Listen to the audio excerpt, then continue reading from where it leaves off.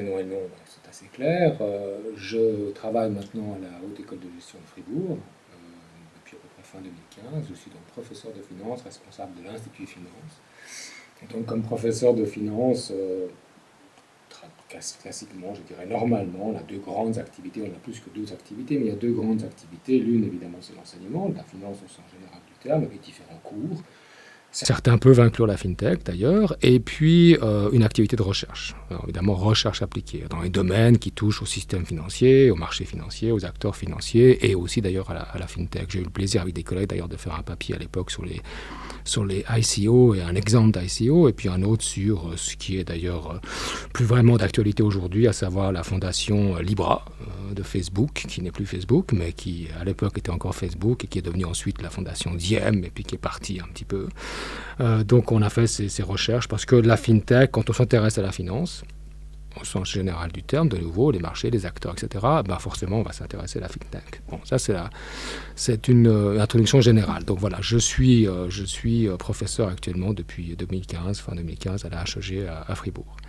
Alors, je m'intéresse... d'abord, la remarque que je voudrais faire, c'est que je suis un spectateur de la FinTech. Ça, c'est un point qui me paraît important. Donc, je ne travaille pas pour une FinTech, je ne suis pas fondateur de FinTech et je n'investis pas dans les FinTech. Donc, je suis un spectateur. Et puis, évidemment, quand on fait de la recherche en finance et quand on enseigne de la finance, comme je l'ai dit avant, la FinTech est un domaine intéressant. Donc, je m'intéresse à la FinTech, je suis son évolution. Et ce qui m'intéresse, justement, c'est un peu de la regarder de l'extérieur puis de voir comment est-ce qu'elle évolue. Et il y a des choses qui ressortent assez clairement d'ailleurs et qui ne me surprennent pas trop finalement par rapport à ce qu'on a pu dire au début et par rapport à ce que j'observe aujourd'hui. On pourrait y revenir bien entendu. Et donc je suis un spectateur et je me concentre principalement évidemment sur le marché suisse, puisque sinon on a tellement de FinTech dans le monde que ça devient beaucoup, beaucoup trop large. Donc je me concentre plutôt sur la FinTech et puis je regarde un peu son évolution. Et je dois dire que j'ai la chance de pouvoir aussi le faire avec une double casquette, puisque j'ai été effectivement professeur, au début dans le monde universitaire, à la HEC de Lausanne, comme jeune professeur dans les années 90, 90. Et puis ensuite, toujours dans les années 90, j'ai décidé de pratiquer le métier. Donc je suis parti du monde, je suis parti de l'université, et puis j'ai commencé à travailler pour l'industrie bancaire et financière pour à peu près une quinzaine d'années. Alors des sociétés de gestion, des banques, ici en Suisse et à l'étranger. Principalement avec une casquette d'asset manager, donc gestion de portefeuille de la clientèle institutionnelle, raison pour laquelle dans le domaine de la FinTech, je dois aussi avouer que j'ai j'ai un intérêt particulier pour les robots advisors, évidemment. Bon, et je pense qu'on y reviendra aussi. Mais donc j'ai cette double casquette, à savoir celui qui, en tant que professeur, donne des cours et fait de la recherche appliquée dans le domaine, donc s'intéresse aussi à la FinTech de fait, naturellement, et puis celui qui a aussi pratiqué le métier, et donc notamment dans le domaine de la gestion, et qui s'intéresse aussi, évidemment, aussi à la FinTech. Donc ça, c'est, je dirais, pour l'introduction générale, qui explique la raison pour laquelle je suis un peu ce qui se passe dans cette industrie. Maintenant, certainement à défaut personnel et professionnel, lorsque je parle d'un sujet, lorsque j'aborde une notion, j'aime la définir. Donc, parler de la FinTech, c'est un peu vague, a priori. Alors, évidemment, vous êtes des professionnels, donc vous connaissez ça extrêmement bien. Je pense qu'une grande partie des gens qui écouteront ce podcast sont aussi des professionnels, donc connaissent bien la FinTech, mais peut-être pas tout le monde. Donc, je pense que ce n'est pas inintéressant de d'abord définir le sujet et de savoir de quoi on veut parler avant d'attaquer le sujet. Alors, la FinTech, c'est un petit peu amusant parce que, d'abord, elle n'est pas sortie juste après la crise financière. Tout le monde parle des FinTech depuis la crise financière, ce n'est pas tout à fait vrai. On a commencé à beaucoup parler des FinTech quelques années après la crise financière. On en parlait constamment, partout, à tout moment, même dans la grande presse, la presse de tous les jours. Et puis, il faut avouer un peu moins aujourd'hui, mais toujours, la présence est toujours extrêmement forte. Mais on en a beaucoup parlé, et ce qui est assez donc amusant, c'est que si on reprend ce qu'on pouvait trouver comme définition dans les années 2011, 2012, 2013, etc., des articles de recherche, des papiers, des études qui étaient menées par des grandes boîtes de consulting, on avait des définitions qui n'étaient pas forcément toujours les mêmes. Alors évidemment, ce n'est pas qu'on définissait la FinTech comme étant une société qui produisait un produit, qui allait produire ou proposer une solution dans le domaine de la finance, et puis une autre définition qui disait une FinTech, elle développe des technologies. Non, ce n'était pas aussi différent que ça, mais les différences étaient assez marquées. Donc si on s'amuse à lister... Pardon, à quel niveau ? C'est-à-dire qu'elles étaient tellement différentes que si on devait les mettre ensemble, on n'avait pas une image très claire de ce que pouvait être la FinTech. C'était un petit peu confus. parce qu'il y avait des visions un peu différentes. Alors aujourd'hui, je pense qu'on est tous d'accord, si on parle de fintech, je crois qu'il y a une définition qui me paraît la meilleure, c'est de dire c'est une société, quelle que soit sa nature juridique, hein, c'est une société, donc une compagnie généralement assez jeune, pas toujours, mais généralement assez jeune. Donc parce qu'elle est assez jeune, donc on va dire une start-up, parce qu'elle est assez jeune, généralement d'une taille relativement modeste, mais de nouveau, c'est pas toujours vrai. Vous avez des fintechs qui ont un certain âge et qui ont de grandes tailles. Mais c'est vrai qu'en général, le marché, il est distribué bizarrement. Il y a quelques grosses sociétés, il y a beaucoup de toutes petites sociétés. Donc généralement, c'est une petite société assez jeune, très dynamique évidemment, et qui utilise la technologie, la nouvelle technologie à disposition. Alors laquelle? On parlera de la technologie mobile, typiquement, par exemple, si c'est lié à vos téléphones. On parlera évidemment du cloud, on parlera du big data, on parlera de l'intelligence artificielle, on va évidemment parler de la blockchain, c'est inévitable. Hein. Et puis, pas encore, mais ça viendra, j'imagine, du quantum computing. Donc, c'est un petit peu ces nouvelles technologies. Donc, c'est les sociétés jeunes, la plupart, qui développent, donc, qui utilisent ces technologies pour développer des solutions, des produits ou des services dans le domaine financier, au sens large du terme. Ça peut être le système financier, ça peut être les marchés financiers, ça peut être les acteurs financiers, notamment les banques, notamment les assurances. Donc, elles développent des solutions, des produits ou des services qui touchent à la finance en utilisant, évidemment, les nouvelles technologies. Alors, concaténation, bien entendu, finance, technologie, fintech, voilà le nom. Bon. Ça, c'est la définition générale que je pense est utilisée aujourd'hui par tout le monde et qui me paraît une bonne définition. Alors, comme je l'ai dit, c'est utiliser produire, proposer des solutions, des services, des produits dans tous les domaines de la finance, au sens très très général des termes. Alors, par exemple, ce que tout le monde connaît aujourd'hui, le paiement mobile. Ça devient presque trivial, hein, tout le monde en parle, tout le monde sait ce que c'est.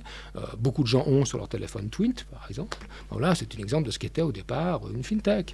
On utilise une technologie nouvelle, on développe une solution, un produit qui est de pouvoir payer par son téléphone directement. Très bien, parfait. Aujourd'hui, ça paraît trivial. Il y a 40 ans en arrière, on n'aurait pas imaginé, hein, parce qu'il n'y avait pas la technologie à disposition pour le faire. Donc on ne l'aurait pas imaginé. Donc c'est un exemple d'un développement d'une société qui est maintenant d'une taille quand même conséquente, qui développe une solution qui touche au système financier. Puisque le paiement, c'est une des fonctions fondamentales d'un système financier. Assurer le transfert d'un point A à un point B de façon efficace, rapide et peu coûteuse, c'est une fonction économique du système financier. Donc voilà, ça propose une solution qui touche à cet aspect-là de la finance. D'autres, les robots advisors, ça touche un domaine de la gestion de portefeuille, donc c'est plus quelque chose qui va peut-être intéresser des banques ou des gestionnaires de portefeuille, bien entendu. Donc ça, c'est la fintech. Et puis l'élément qu'il ne faut pas oublier, qu'on a toujours tendance à vouloir ajouter, parce que c'est un mot qui est un mot magique, c'est innovation. Il faut que les solutions, il faut que les produits et il faut que les services soient innovants. Donc ça, c'est vraiment la définition la plus générale. Donc des sociétés qui utilisent les nouvelles technologies à disposition pour proposer des solutions, des produits, des services innovants dans le domaine de la finance. Voilà la définition. Je pense qu'on peut accepter ça. Le problème, c'est que ça ne veut pas dire grand-chose. Parce que l'innovation, franchement, ce que je peux voir de l'innovation, il n'y a pas beaucoup de choses qui ressemblent à mon goût, qui ressemblent vraiment à de l'innovation. Donc c'est un terme magique qui est un peu difficile à saisir.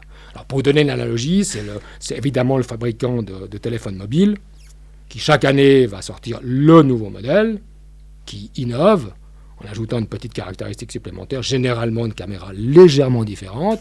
Il lui met un nouveau numéro. Ceux qui sont attirés par les nouvelles choses vont l'acheter et le fabricant va pouvoir garder ses marges. Bon, mais ce n'est pas vraiment innovant, on est tous d'accord. Par contre, l'innovation, on peut quand même l'avoir. C'est-à-dire que si on regarde le téléphone aujourd'hui à disposition et celui qu'on avait à disposition il y a 20 ans en arrière, oui, alors, il y a une véritable évolution, il y a une innovation. Mais par petits bouts, l'innovation ne saute pas aux yeux. Donc la plupart du temps, l'innovation, elle est de surface. Après, vous avez des innovations qui sont plus importantes, qui ont plus d'impact sur les marchés, qui ont plus d'intérêt. Alors ça, c'est évident. On a peut-être quelques exemples en tête de nouveaux produits financiers, typiquement. Alors est-ce qu'on peut, par exemple, considérer un ETF comme étant une innovation? Je pense que oui, quelque part. Est-ce que ça a vraiment changé fondamentalement la finance? Pas vraiment, mais ça a donné quelque chose de nouveau, d'autres possibilités. Donc c'est un point important, c'est quelque chose qui innove en quelque sorte. Et puis vous avez les vraies innovations qui arrivent très peu souvent, évidemment, par définition même de ce que c'est qu'une innovation. Alors, l'exemple, c'est quoi? C'est la puce sur la carte bancaire qui, par exemple, permet de retirer de l'argent auprès d'une machine, on dit en anglais ATM, comment est-ce qu'on dit en français? Bancomat. Bancomat, merci, voilà, qui permet donc de tirer de l'argent à bancomat. Aujourd'hui, de nouveau, ça intéresse beaucoup moins parce qu'on n'a plus besoin d'avoir à disposition du cash 24 heures sur 24, 7 jours sur 7, puisqu'on peut payer avec son mobile, puisqu'on peut payer avec sa carte plastique. Mais c'est vrai, quand on y pense, c'était une vraie innovation de pouvoir mettre cette puce et donc d'avoir un code PIN sur sa carte bancaire. Et donc ça a été une innovation. Voilà, ça a été important. Donc voilà, c'est un petit peu cet aspect-là. Donc dans le domaine FinTech, il faut toujours faire un peu attention parce que je ne vois pas toujours très clairement l'innovation. Point important, ça a aussi fait en sorte que certaines qui étaient à l'époque des FinTech n'en sont plus.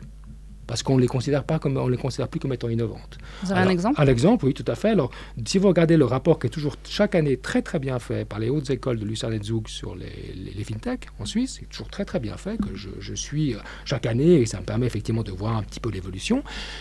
Vous aviez aussi un autre rapport qui est fait par les mêmes instituts sur le crowdfunding. Et vous aviez dans le domaine du crowdfunding, donc les plateformes qui collectent de l'argent par ce qu'on appelle la foule, donc par le réseau. Donc ces plateformes de crowdfunding, au départ, étaient considérées comme étant fintech, globalement parlant. Oui.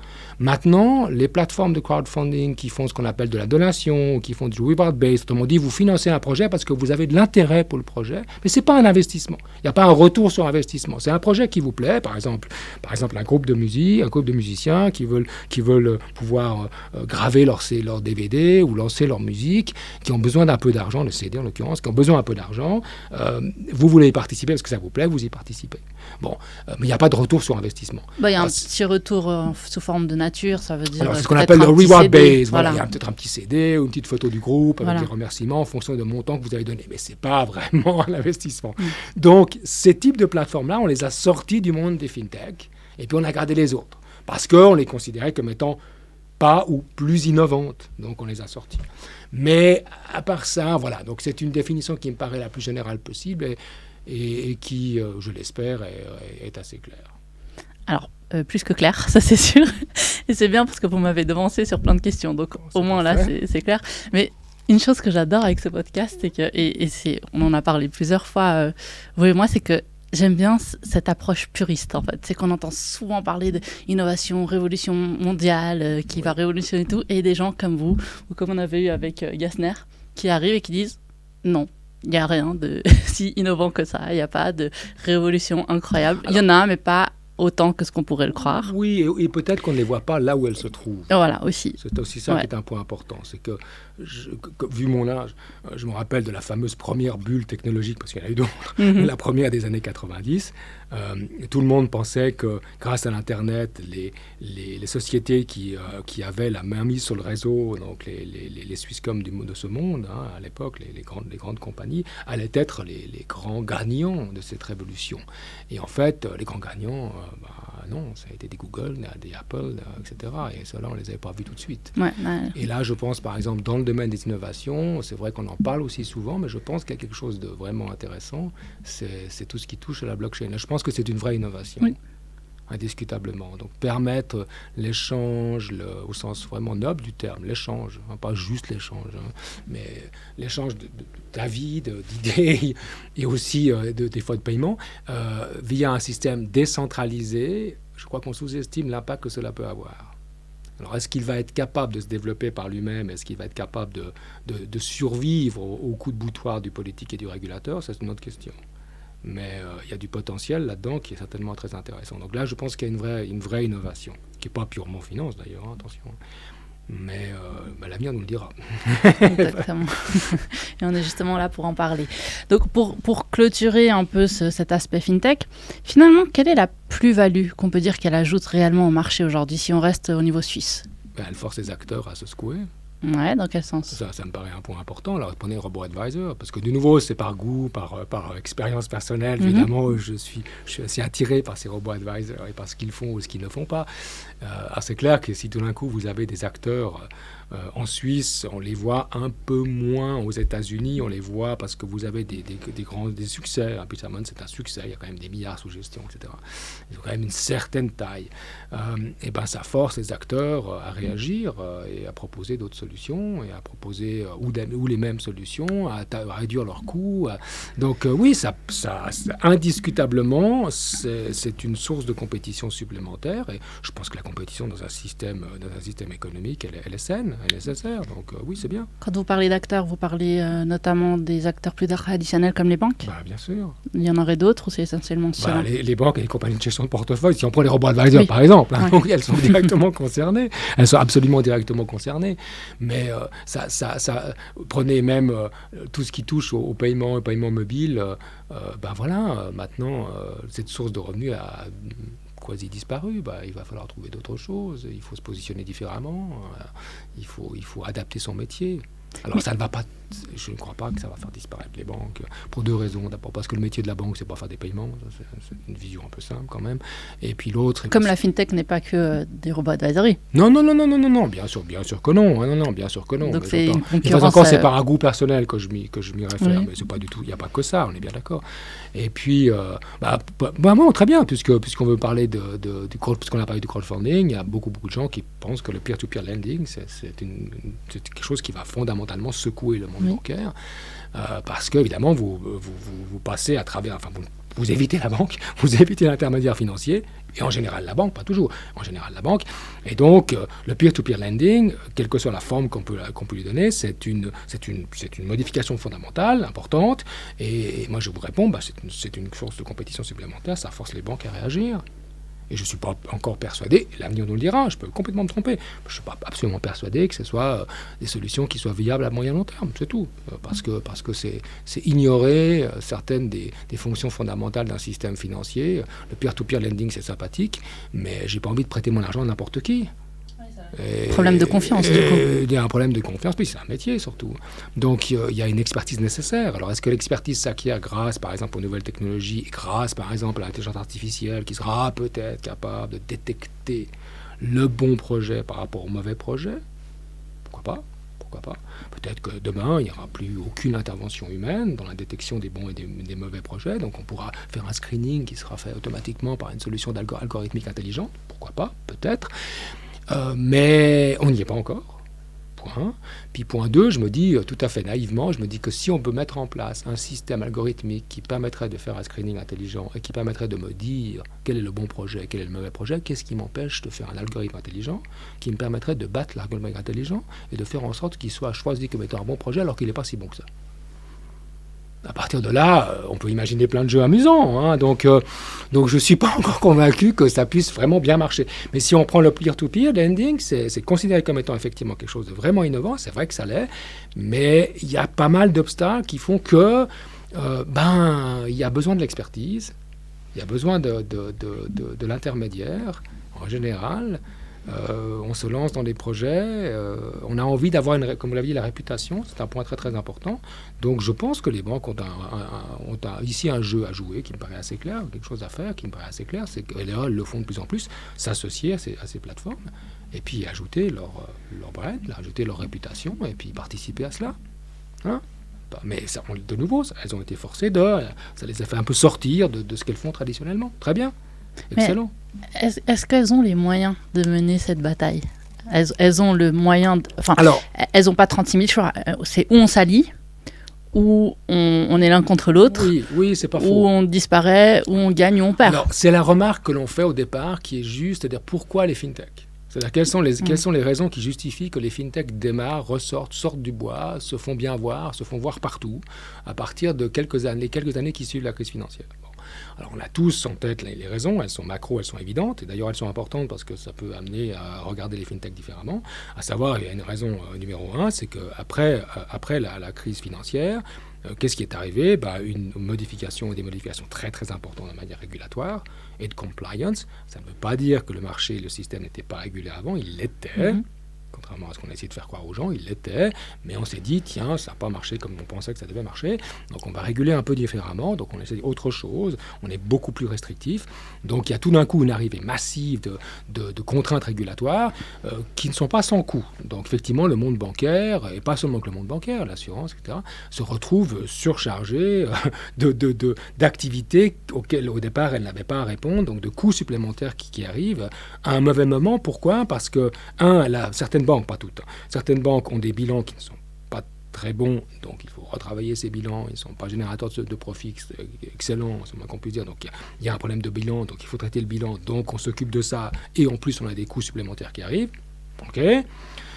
Donc la fintech peut se développer parce qu'on n'a pas le temps de s'occuper de ce qu'elles font, on doit s'occuper d'autres choses. Et puis le troisième facteur, qui est le facteur absolument clé, c'est le niveau de taux d'intérêt catastrophiquement bas. Dans un univers financier, dans un univers de banque, si les taux d'intérêt sont bas et la courbe des taux est absolument plate, il est extrêmement difficile de pouvoir générer des profits intéressants.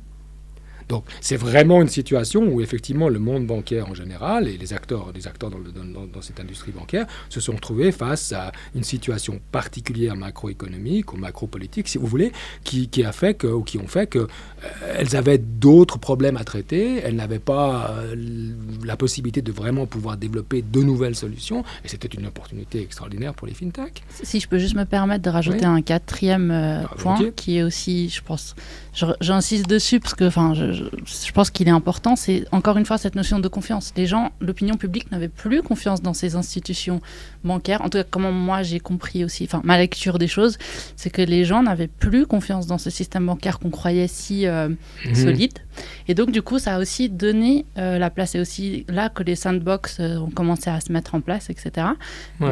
Pour justement donner une nouvelle forme, un nouvel air de fraîcheur à cette finance qui était devenue pas obsolète, mais qui avait des contraintes, qui avait certaines choses et qui avait des faillances, comme vous venez de dire, sur certains aspects. Donc on voulait aborder les choses peut-être autrement, avec un nouveau regard. Alors c'est intéressant, parce que c'est vrai, typiquement c'est un argument qu'on avance par exemple pour le Bitcoin. C'est vrai que le timing pour le Bitcoin 2009, c'était un bon moment, parce qu'il y a eu cette défiance par rapport aux banques.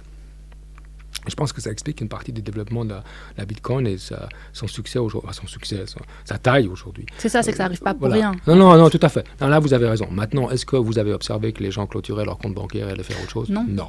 Donc, est-ce qu'il y avait d'autres solutions à l'époque non plus ? Non, voilà, justement. Alors maintenant, vous avez d'autres banques qui se sont développées, des banques électroniques en ligne, etc. On les appelle comme on veut. Est-ce qu'elles ont sorti les acteurs traditionnels ? Je ne le vois pas encore.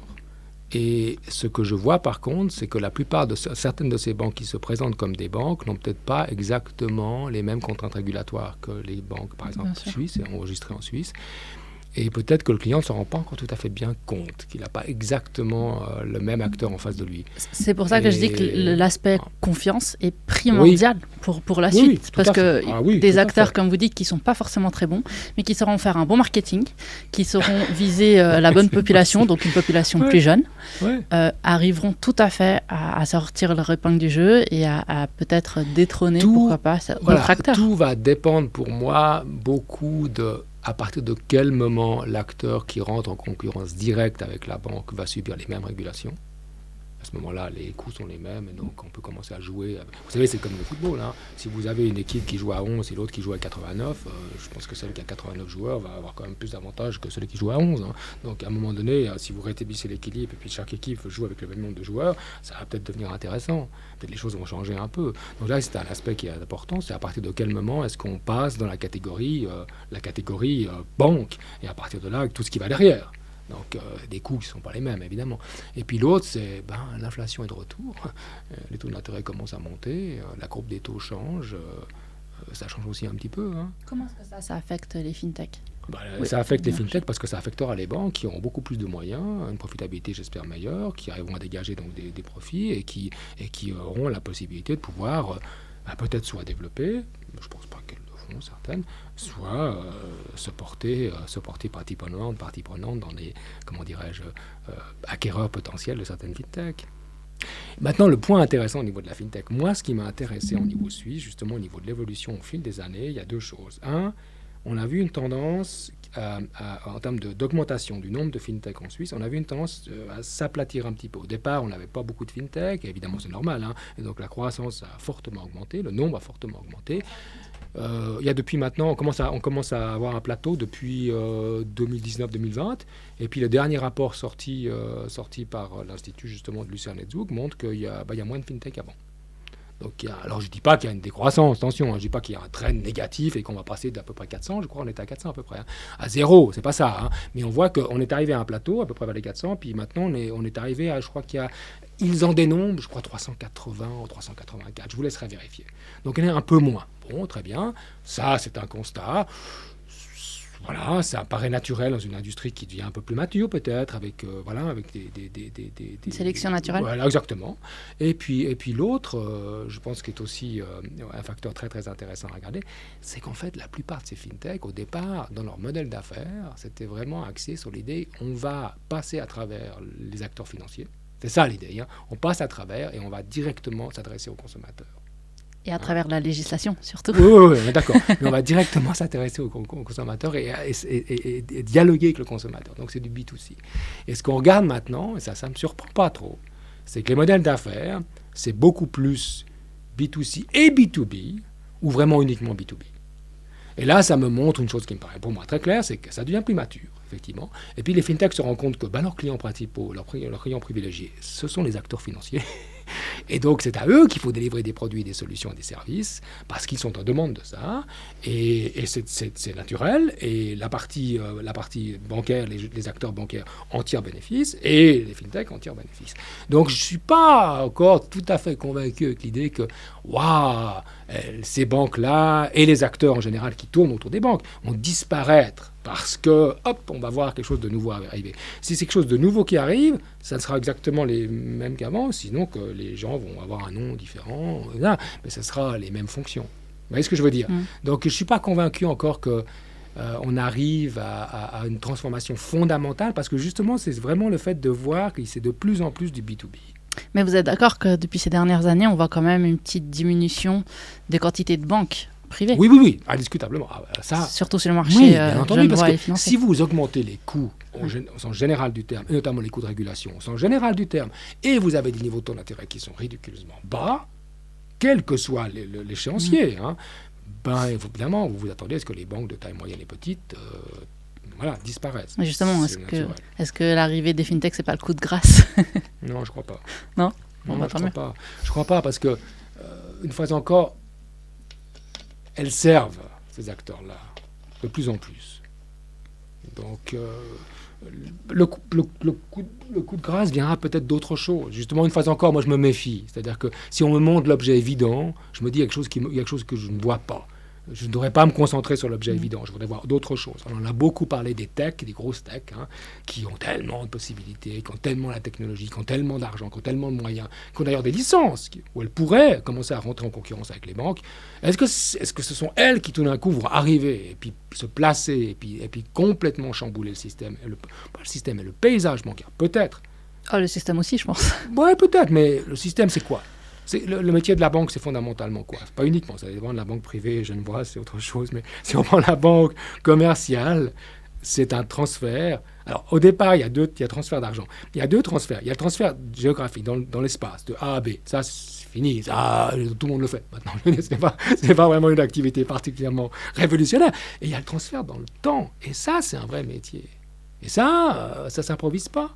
Dans le temps, ça veut dire, je vais à la banque, j'ouvre un compte, je suis le créancier de la banque, les gens oublient ça, mais je suis le créancier de la banque parce que j'ai ouvert un compte et je dépose mon argent, je veux que ça soit liquide. Et la banque en fait quoi de mon argent? Elle va le placer à moyen long terme, très long terme. Donc il y a un transfert dans le temps, quoi. Et ça, c'est un métier difficile, il faut le gérer correctement, c'est pas évident. Entre moi qui est client chez eux et qui a un besoin à très court terme, je veux pouvoir retirer mon argent à tout moment. Et puis de l'autre, moi aussi d'ailleurs, quand je suis créancier de la banque, quand j'ai une hypothèque, je veux surtout pas que la banque me téléphone pour me dire écoutez, demain on retire tout. Donc je veux dire, c'est ça le métier. Donc c'est pas un métier évident. Ça tombe très bien que vous parliez des big tech, du coup, parce que c'était aussi une de mes questions. C'est vrai que c'est un des risques avec les fintech ou autres, que des big tech arrivent sous forme de fintech, sous forme peu importe, etc. voilà, Ouais, comment elles pourraient venir, parce que justement les ventures vont augmenter de plus en plus sur le marché, inévitablement, c'est sûr. Et du coup, si on suppose qu'elles arrivent pas en masse, mais avec une présence assez soutenue sur le marché, donc elles sont très bonnes au niveau technologique. Et aujourd'hui, c'est quand même une arme qui est non négligeable. Tout ce qui est, si on parle de robot advisory et tout ce qui va avec. Et c'est vrai qu'elles ont cet avantage par rapport aux banques qui aujourd'hui ont un système qui est quand même limité. C'est pour ça qu'elles doivent aussi acquérir des fintechs pour avoir plus de performance. Donc du coup, elles ont une bonne et très large avance à ce niveau-là, mais elles n'ont pas ce savoir-faire, ce métier traditionnel de la finance, du conseil, comme vous dites. C'est pas faux. Donc du coup, la question pourrait se poser, quel aspect va gagner? Ou quelles sont les banques qui vont pouvoir faire face? Ou est-ce que finalement, on aurait des banques genevoises qui appartiennent à Facebook ou à Meta? Ou, voyez, est-ce qu'elles seraient là sous forme un peu plus discrète? Ou est-ce qu'elles seraient là vraiment, venez à la banque Amazon, on va gérer votre finance? Enfin, vous voyez, ça c'est un vrai risque. Et donc du coup, ça pose aussi la question de la gestion de la data. Si je vais chez la banque Amazon ou Meta, mes data, elles ne sont pas détenues en Suisse, mais elles sont détenues aux États-Unis. Ça veut dire que les régulations ne sont pas les mêmes, ça veut dire que l'accès à l'information n'est pas le même, et ça pose tout un tas de problématiques.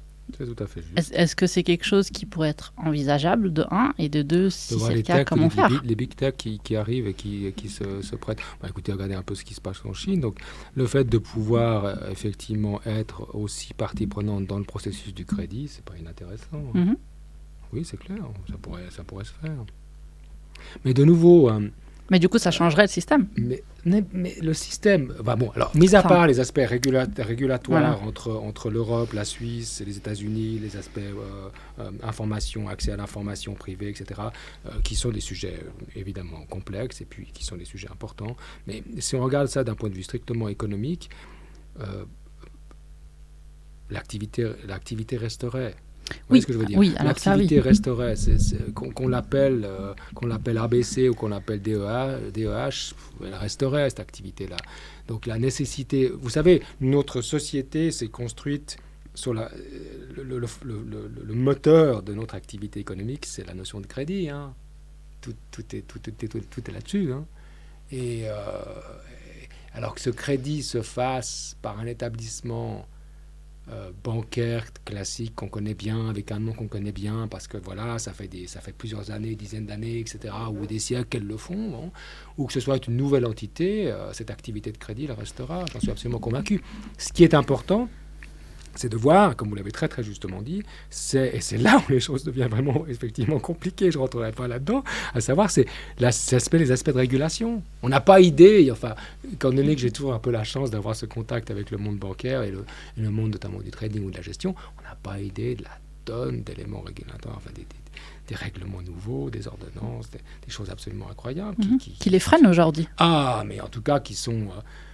dans le nombre de formulaires qu'il faut remplir et signer, ça devient assez intéressant, quoi. C'est extraordinaire.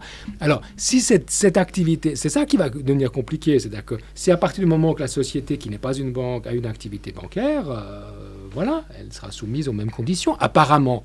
C'est l'idée que j'aurais, vous voyez ce que je veux dire. Et c'est peut-être pour ça que les big tech ne sont pas tellement intéressés aujourd'hui à se lancer là-dedans, frontalement. Bon, c'est quand même quelques milliards de gestion. Oui, ça peut être intéressant. Je pense par exemple la Fondation Libra, c'était pas de la philanthropie. Hein. donc il y avait un intérêt évident, c'est clair. Si vous avez la possibilité de pouvoir contrôler votre client jusqu'à l'obtention du crédit, la gestion de son crédit, c'est quand même extraordinaire. Hein. Après, il y aurait aussi la question de fuite de fortune, enfin fuite. Alors ça c'est autre chose. On est voir, ça c'est autre chose. Non, dans le sens. Vous avez des sociétés qui créent de la valeur, des actionnaires qui en bénéficieraient par exemple. Ça ne veut pas dire que les big tech vont gérer la valeur de ces actionnaires richissimes qui peut-être iront ailleurs pour avoir leur richesse. Non, ce que je disais, c'est que ces fintech voudront avoir justement retour sur investissement. Oui. Et donc, du coup, c'est une partie de l'argent qui ne resterait pas pour les banques et sur la place, mais qui partirait aux États-Unis. Oui, non. Donc, ça réduirait. Dans votre scénario, je ne conteste pas la chose, tout à fait. Oui, tout à fait. Non, c'est clair. Maintenant. C'est pas ce qu'on observe encore aujourd'hui. Parce qu'elles ne sont pas encore là. Oui, non, vous avez raison. C'est très difficile de faire une prévision qui soit... Parce que c'est vrai, l'histoire des big tech, on en parlait beaucoup. Et c'est quelque chose qui semblait naturel. Et on s'était dit, mais elles vont forcément sortir. Et je donne d'ailleurs une vidéo d'une conférence donnée par quelqu'un de très intéressant à Hong Kong. C'était dans les années 2011 ou 2012, je crois. Il cite exactement ça. Et puis il dit, bah voilà, ça, qui va aller à la banque? Personne va aller. Il commence comme ça. C'est une conférence à l'américaine. Il dit, ouais, qui c'est qui a déjà eu une bonne expérience en allant dans sa banque? Puis les gens rigolent dans la salle, on ne voit pas la salle, mais on entend les gens rigoler dans la salle parce qu'évidemment, personne n'a jamais eu une seule expérience amusante dans la banque. Mon Dieu, c'est une catastrophe. Et donc, en quelque sorte, ce qu'il est en train de dire aux gens, c'est, bah voilà, vous allez voir, grâce au FinTech, vous allez avoir une vie différente. Je n'ai pas vu ça, en tout cas, les gens, tout le monde n'a pas vu ça. Et puis, justement, il parle un peu de ces big tech, ils vont commencer à rentrer là-dedans, ça sera un monde complètement différent. Bon, je ne l'ai pas encore vu. Je ne l'ai pas encore vu, peut-être que ça viendra. Je ne sais pas si ce sera plus amusant. On n'est peut-être suis pas convaincu. Totalement... on n'est peut-être pas totalement au courant. Non, je ne conteste pas la chose, mais je ne sais pas. J'ai un peu l'impression que notre rapport à l'argent est quand même particulier. Et j'ai l'impression que les jeunes générations qu'on présente aujourd'hui comme étant, oui, extrêmement peu sensibles à tous ces problèmes-là, le deviennent naturellement dès qu'elles commencent à avoir un tout petit peu d'épargne. Donc, les jeunes viendront vieux aussi. Voilà, les vieux ont été des jeunes, donc ça ne va pas changer beaucoup. Je ne crois pas trop. La nature humaine ne va pas changer fondamentalement. Non. Donc, je ne suis pas encore persuadé que ça, c'est peut-être... c'est peut-être là où les choses vont. Là où les choses me paraissent beaucoup plus difficiles à saisir, c'est les évolutions, comment est-ce que les choses vont se passer, est-ce qu'il y a un avenir, est-ce qu'il y a vraiment quelque chose qui va se matérialiser avec le Web 3, est-ce que ce qu'on appelle le DeFi, est-ce que ça va être quelque chose de très important, est-ce que cette tokenisation va être très importante, est-ce que les gens vont commencer vraiment à être là-dedans et à s'échanger là-dedans, en dehors de tout, effectivement, acteur bancaire traditionnel, sachant que les banques commencent à s'y intéresser. Donc, les banques ne sont pas naïves, et donc elles commencent aussi à se poser des questions. Puisque vous savez que dans ces univers-là, par exemple, vous avez des sociétés d'habillement, si je ne me trompe pas, qui se présentent un peu. On peut acheter des habits de ces avatars, si on veut. Je vois pourquoi une banque ne serait pas intéressée de se mettre là-dedans et puis de proposer des... Vous voyez ce que je veux dire? C'est possible. Donc, on verra comment les choses vont évoluer. Ça, alors, je ne peux pas vous dire comment ça va évoluer. Je ne sais pas si ça va évoluer, peut-être pas. Mais ça pose beaucoup de choses. C'est très intéressant. C'est quelque chose de nouveau. Voilà, on va dire ça comme ça. Ouais. Alors, pour avoir suivi un peu cet aspect-là sur les réseaux sociaux et beaucoup sur TikTok, oui, c'est très présent sur les réseaux. Vraiment auprès des millennials, la Gen Z, ils sont vraiment, enfin, de ce que j'ai vu, assez portés sur la chose. Ils sont très bien informés. Et tout cet aspect justement de avatar, de blockchain, il y a un concept, je ne sais pas si vous connaissez, qui s'appelle Play to Earn. Donc en fait, vous jouez, puis vous êtes payé en Bitcoin, etc. C'est la tokenisation du système, c'est les fameux NFTs qui je trouve extraordinaire, ça m'intéresse beaucoup. C'est vrai? Oui, bien sûr. Okay. Bien sûr, parce que la valorisation des NFTs, les NFTs, c'est la tour de magie extraordinaire de rendre quelque chose qui est en surabondance, d'accord, de le rendre rare pour en tirer de la valeur. C'est extraordinaire. On n'a jamais fait ça jusqu'à présent. C'est toujours dit ce qui est rare, forcément cher. Mais ce qu'on veut, c'est pouvoir développer, produire et puis distribuer sa production, sa richesse, etc. On cherche pas la rareté par définition. On sait que c'est cher, mais c'est pas ça notre système n'est pas fondé sur. On va faire tout ce qu'on peut pour n'avoir qu'un grain de blé. C'est pas ça l'idée, d'accord. On va plutôt en avoir beaucoup pour produire beaucoup de blé, pour avoir du pain. C'est ça l'idée générale. Là, c'est le contraire. On va essayer de faire en sorte qu'on ait juste un tout petit grain de blé qui soit bien identifié, et comme ça, comme il est rare, il sera très cher. C'est extraordinaire. On appelle ça de la rareté artificielle. Oui, tout à fait. Mais je trouve ça extraordinaire. Alors après, ça marche, hein. Mais ça marche. Mais c'est pour ça que là, je trouve, en tant que financier, économiste et financier comme vous, je me dis. Là, ça me pose une vraie question de valorisation. Qu'est-ce qui fait la valeur? Qu'est-ce que c'est que cette valeur? La confiance. Moi, c'est ce que j'ai compris, en tout cas. De la valeur en général, en finance, vous dites la valeur... C'est que tout le monde est d'accord sur le fait que ça vaut tant.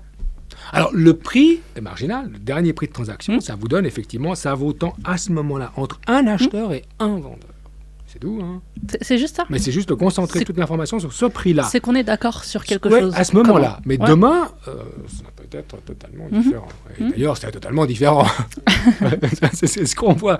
Mais c'est... Et justement, par exemple, cette possibilité de pouvoir traiter, et c'est là, je trouve que justement, ces technologies, elles se développent, et elles vont vers quelque chose d'un peu différent. Et là, c'est un vrai défi pour les gens qui s'intéressent à la finance, justement. Et de se dire, waouh, et les gens qui sont prêts à payer ça, 600 000 francs, ou 400 000 francs, ou 80 000 francs. J'ai vu que dans un jeu, il y avait un personnage qui était échangé à 200 000 et des poussières, ou choses comme ça. Et on se dit, c'est quand même particulier, quand même, il faut avoir beaucoup d'argent, vous amusez à faire ça. Mais comme si vous le dites qu'après, demain, vous espérez pouvoir leur vendre à 320, je dis, bon, ok, d'accord. Mais même ça, ça me pose quelques petits problèmes. Mais c'est intéressant. C'est stimulant.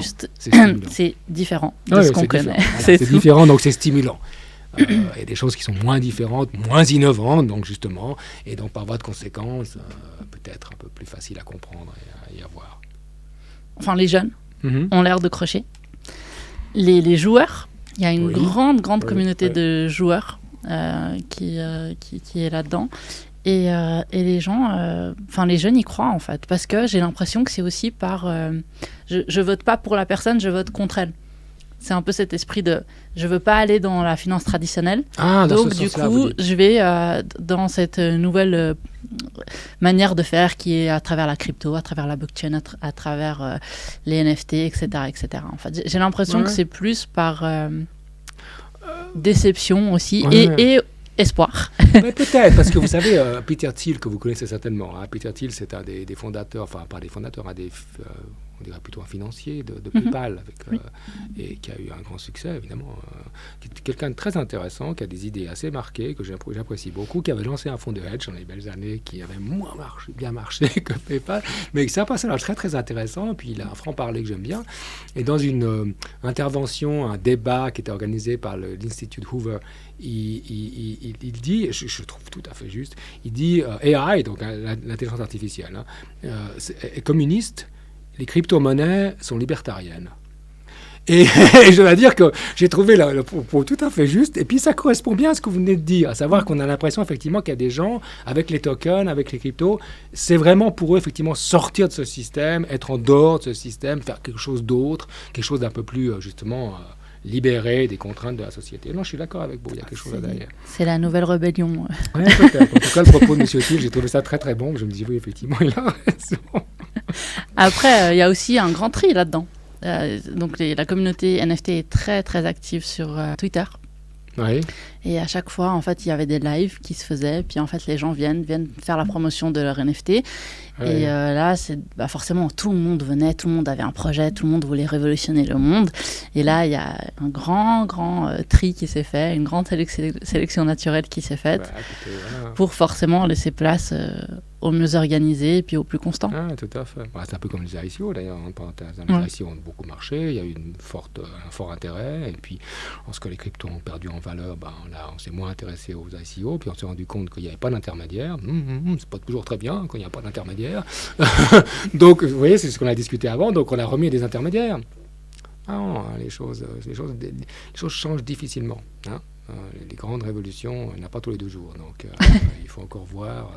Mais peut-être que ce Web 3, peut-être que les tokens, peut-être que les NFTs, ça sera peut-être quelque chose qui va vraiment changer quelque chose, un peu plus fondamentalement. J'espère en bien, parce que des fois ça me fait un peu souci, mais à part ça... À quel niveau ça vous fait souci ?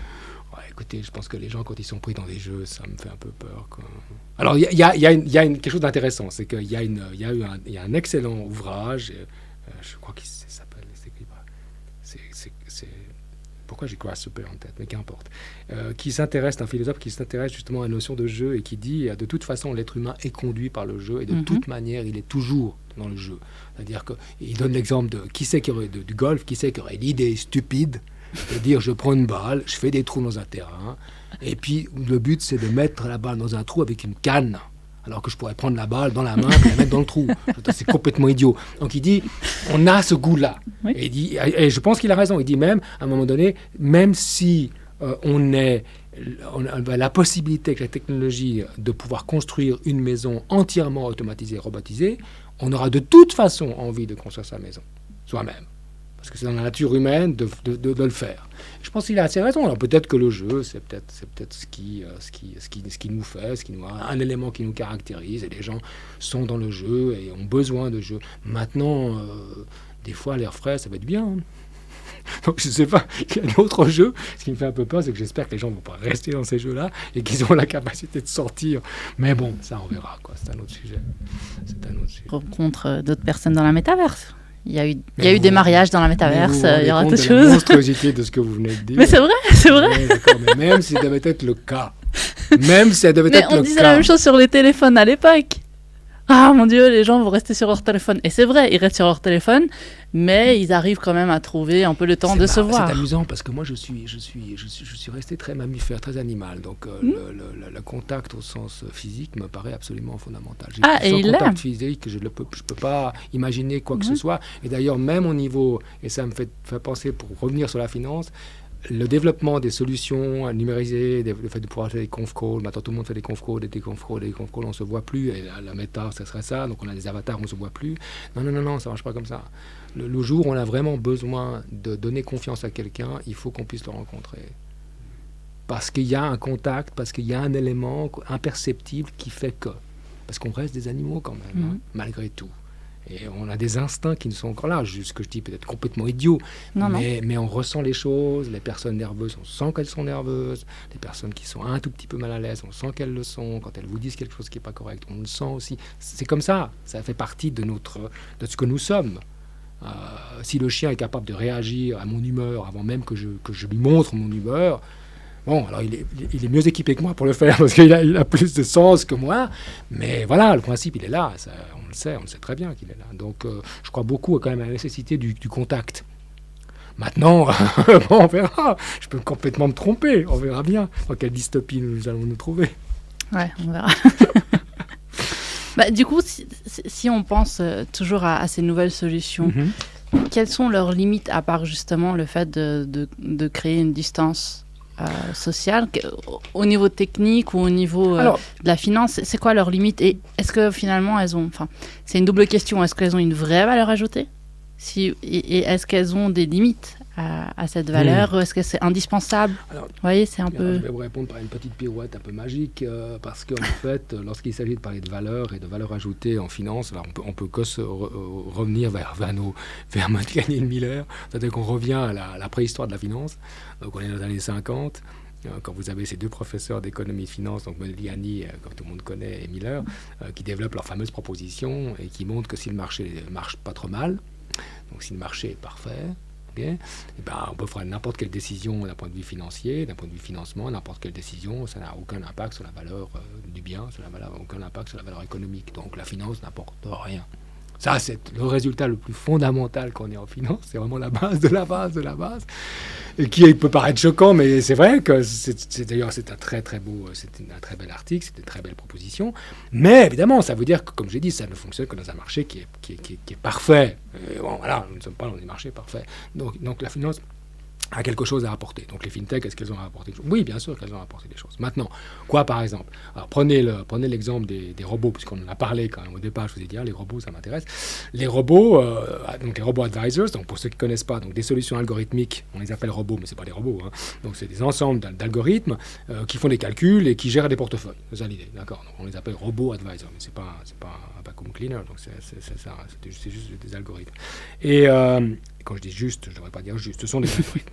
Et donc le robot advisor, on présente à la clientèle en disant c'est sympathique parce que en anglais on dit convenient, c'est rapide, c'est quick, et puis c'est cheap dans le bon sens du terme, hein, donc c'est pas trop coûteux, c'est pas dur. Et c'est accessible. Voilà, c'est pas cher, c'est pas cher. Et c'est vrai que quand on regarde, alors est-ce que c'est comme on dit en anglais, convenient, donc ça veut dire est-ce que c'est pardon? pratique. Oui, pratique à utiliser. Oui, c'est vrai, indiscutablement. Il n'y a pas besoin de téléphoner à la banque, pas besoin de prendre un rendez-vous, pas besoin de se rendre à la banque. C'est évidemment pratique, c'est juste, ça apporte quelque chose. Si c'est une valeur ajoutée, ben oui, je pense, on peut faire d'autres choses. On peut répondre aux questions du robot, et puis en même temps cuire sa viande, etc. Donc ça apporte quelque chose. On n'a pas besoin d'aller à la banque pour le faire. Donc c'est sympathique. On répond aux questions et le robot va nous donner quelque chose. Bon, très bien. Est-ce que c'est rapide? Oui, c'est rapide. C'est plus rapide que d'aller à la banque, prendre rendez-vous, etc. Donc là, on le fait une soirée, le dimanche soir, on peut le faire. Donc c'est rapide. Alors, est-ce que c'est bon marché dans le bon sens du terme? Est-ce que c'est pas cher? Donc est-ce qu'on évite, est-ce qu'on réduit les frais? Donc de nouveau, si c'est le cas, ça répond à votre question, oui, ça a une vraie valeur. Parce que si je peux obtenir le même résultat que celui que j'obtiens si je vais dans une banque à moindre coût, pas m'en plaindre quand même, donc ça me paraît apporter de la valeur. Et alors l'argument évidemment sur le coût, là c'est un argument sur lequel les gens commencent toujours à se battre, etc., en disant oui mais regardez c'est pas très cher, mais en fait si vous commencez à inclure d'autres services ça devient un peu plus cher, ou regardez attention vous avez le coût du robot mais vous avez aussi le coût inhérent au produit dans lequel il investit, donc il faut faire la somme des deux, donc il faut faire un petit peu attention, soyons honnêtes, il faut faire un peu attention, mais en général on peut le comprendre, compte tenu du fait que la structure de l'entreprise, sa structure, son organisation n'a pas grand-chose à voir avec celle d'une banque, ou n'a pas grand-chose à voir avec celle d'une société de gestion. Forcément, sa structure de coût est plus modeste, donc elle peut attaquer le marché par la marge, elle peut attaquer le marché par les prix. Donc à court terme. On peut, voilà, exactement à court terme. Donc on peut espérer que ça soit moins coûteux. Et avec la même, espérons-le, qualité de service, avec la même qualité de service. Donc, est-ce que ça a une valeur ajoutée? Oui, ça répond à votre question. Oui, ça devrait en avoir une. Maintenant, est-ce que après, dans les faits, ça peut en avoir? C'est une autre question. Est-ce que ça résout tous les problèmes? C'est une autre question. Et par exemple, le problème le plus amusant pour moi avec les robots, c'est vraiment ce qui m'intéresse justement, c'est si j'ai à la maison, j'ai un petit peu honte de le dire, mais j'ai un petit robot qui est un robot aspirateur que tout le monde a maintenant. Bon, il fait que la partie à laquelle il peut accéder, donc en fait, c'est assez limité. Mais c'est vrai que c'est sympa, on appuie sur le bouton, on s'en va. Quand on revient, ça marche pas tout le temps. Quand ça marche, il a passé l'aspirateur, enfin, il a pris la poussière, etc. Donc c'est pas mal. Donc j'ai un petit robot. Quand j'ai acheté ce robot, bon, c'est pas moi, mais quand nous avons acheté ce robot, on s'est pas posé la question de savoir est-ce que celui-ci, c'est mieux que celui-là, ou c'est mieux que celui-ci. Et c'était tous des robots, c'était tous des appareils ménagers, donc ils allaient tous passer, c'était tous des aspirateurs automatiques, plus ou moins chers. Donc on sait que si on paye un peu plus, peut-être qu'il aura une durée de vie plus longue, il aura peut-être une surface qui sera un peu plus importante pour nettoyer, etc., etc. Mais on s'attend à ce que ces robots passent l'aspirateur. C'est la fonction qu'ils ont. Voilà, donc c'est assez clair. Quand on prend un robot advisor, on comprend qu'il va allouer notre richesse, notre épargne, mais ils ne sont pas tous les mêmes. Et donc le grand problème, c'est comment est-ce que je les choisis. Quand vous avez acheté votre aspirateur robot, oui. Vous avez choisi quels critères? Les critères techniques, le prix ou la marque? Alors je veux croire, parce que vu que la marque, je ne la connais pas, je pense que le critère, ça a été, on prend quelque chose de pas très coûteux, puis on verra bien si ça marche. Je pense que ça a été ça l'idée. Parce que même si ça ne marche pas, c'est pas bien grave. Vous voyez ce que je veux dire, hein? Tandis qu'avec un robot advisor, si ça ne marche pas, c'est un peu plus embêtant. Donc c'est problématique. Et le vrai problème des robots pour moi, c'est que je ne sais pas si le robot ici est le même que le robot là-bas. En fait, il ne l'est pas. Donc j'ai le même nom. Ils sont censés faire plus ou moins la même chose, mais ils ne font pas vraiment la même chose. Et ça, c'est un vrai problème. Et donc, on a l'impression qu'on a résolu en fait le fait que ça m'embête d'aller à la banque, ça me prend du temps, et puis la banque, peut-être qu'elle ne va pas faire ce que je voudrais vraiment faire. Ok, très bien, je comprends la logique, je comprends le raisonnement. Mais quel robot? Quel tu vas prendre? Voilà. Donc, c'est le marketing. Alors, je ne sais pas, c'est compliqué. Moi, je me mets à la place du client consommateur, je ne sais pas comment je pourrais faire. Honnêtement, je ne sais pas. Je prends par exemple, alors oui, marketing, mais même ça, vous avez en Suisse Comparis, que vous connaissez, sur Comparis, vous avez, je crois, les comparaisons de robots. Je crois que ça existe sur Comparis, sans vouloir faire de publicité. Mais je pense qu'en Suisse, le dernier rapport que j'ai vu, il y en avait une quinzaine à peu près de robots advisors. Ouais, à peu près. Une quinzaine. Il y en a que je connais, etc. Et il y en a beaucoup que je vois maintenant. Grande surprise, ça rejoint un petit peu ce qu'on a discuté au début. Il y a de plus en plus de banques. Quelle surprise, hein? Quelle surprise de voir qu'il y a de plus en plus de banques. Donc en fait, ces robots advisors, assez logiquement, les banques se sont dit, voilà, c'est quand même un segment qu'on ne peut pas totalement ignorer. D'ailleurs, toutes les banques avaient leur propre solution interne, c'est autre chose. Mais on ne peut pas totalement l'ignorer. Donc on voit qu'elles commencent à s'y mettre. Et puis inversement, j'imagine que si on a une compagnie de robo-advisor, j'imagine que quelque part un plan de sortie, ça peut aussi se faire acheter par une banque, il faut être honnête aussi. C'est un plan de sortie qui paraît naturel. J'ai un outil, on l'a testé, j'ai une certaine clientèle, j'ai une certaine masse. Est-ce qu'il y a un intérêt ? Je pense que voilà, ça me paraît assez logique. Donc on voit de plus en plus de banques. Donc on revient au point de départ, c'est-à-dire c'est une banque. Maintenant c'est plus rapide parce que je peux donner mes réponses et cuire ma viande en même temps. Voilà. Et j'espère que ce sera moins coûteux. Mais comme tout le monde va devoir baisser ses marges, ce sera moins coûteux partout, quoi. Est-ce que c'est des banques ou c'est des fintechs qui ont été achetés par des banques ? Ça dépend. Par exemple, aux États-Unis, celle qui a été rachetée par BlackRock, a été rachetée par BlackRock, par exemple. Ça dépend. Puis il y en a qui gardent leur nom, puis des fois les banques rajoutent leur nom à côté. Ça dépend. Vous connaissez ce marché aussi. Mais vraiment, ce qui moi m'intéresse, c'est de me dire, c'est pas tous les mêmes robots. C'est ça qui est absolument super. Parce que quand on dit aux gens, c'est un robot, les gens vont se dire, bon, c'est un robot. Je donne mes réponses, il va me poser des questions, il va me donner qu'importe le robot dans le fond. Ben non, pas qu'importe le robot, ça a de l'importance. Et donc le choix est d'autant plus difficile. Il faut avoir une certaine connaissance en finance pour faire un bon choix. Je suis bien incapable de le faire d'ailleurs moi-même. Parce que...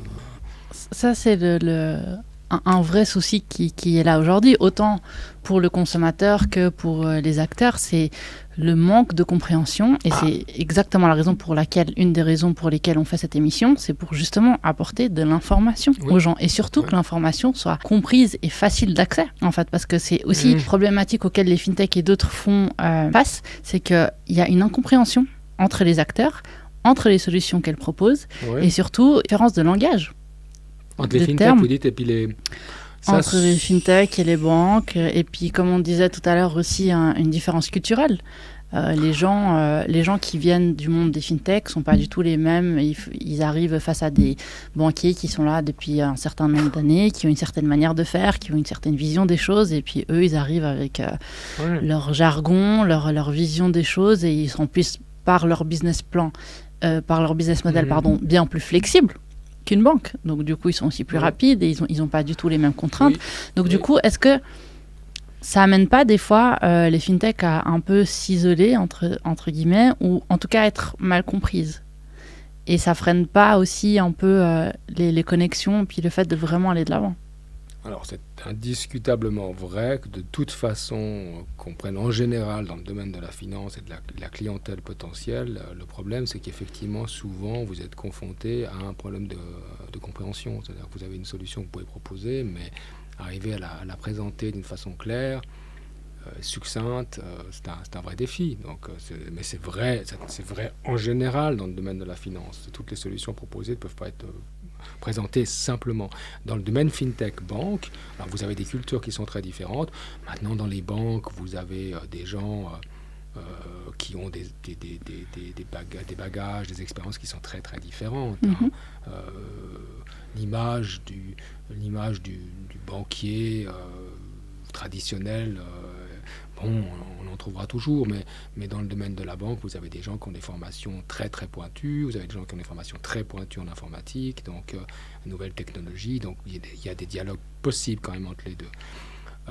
Mais c'est vrai que c'est toujours un problème quand vous avez des personnes qui arrivent et qui ont une nouvelle solution. Prenez la discussion qu'on a eue juste avant sur les tokenisations et les NFTs. C'est complexe. Il y a beaucoup de choses nouvelles. Il y a beaucoup de choses que j'ai de la peine à comprendre. Ça prend un certain temps pour s'y familiariser. Donc, est-ce que je voudrais y mettre de l'argent ? Est-ce que je veux dire, ça devient... voilà, c'est toujours ce même aspect-là qui rentre en ligne de compte. Donc, pour les fintechs, c'est vrai qu'il faut arriver à avoir un langage qui soit compréhensible par rapport pour le client, pour le consommateur, pour le financier, pour l'investisseur. C'est inévitable. Raison pour laquelle de plus en plus de fintech, en tout cas sur le marché américain, engagent dans leur conseil, dans leur groupe de direction, des gens qui ont une formation bancaire. Parce que justement, ils ont un langage qui va être le même langage que les gens qu'ils auront en face d'eux.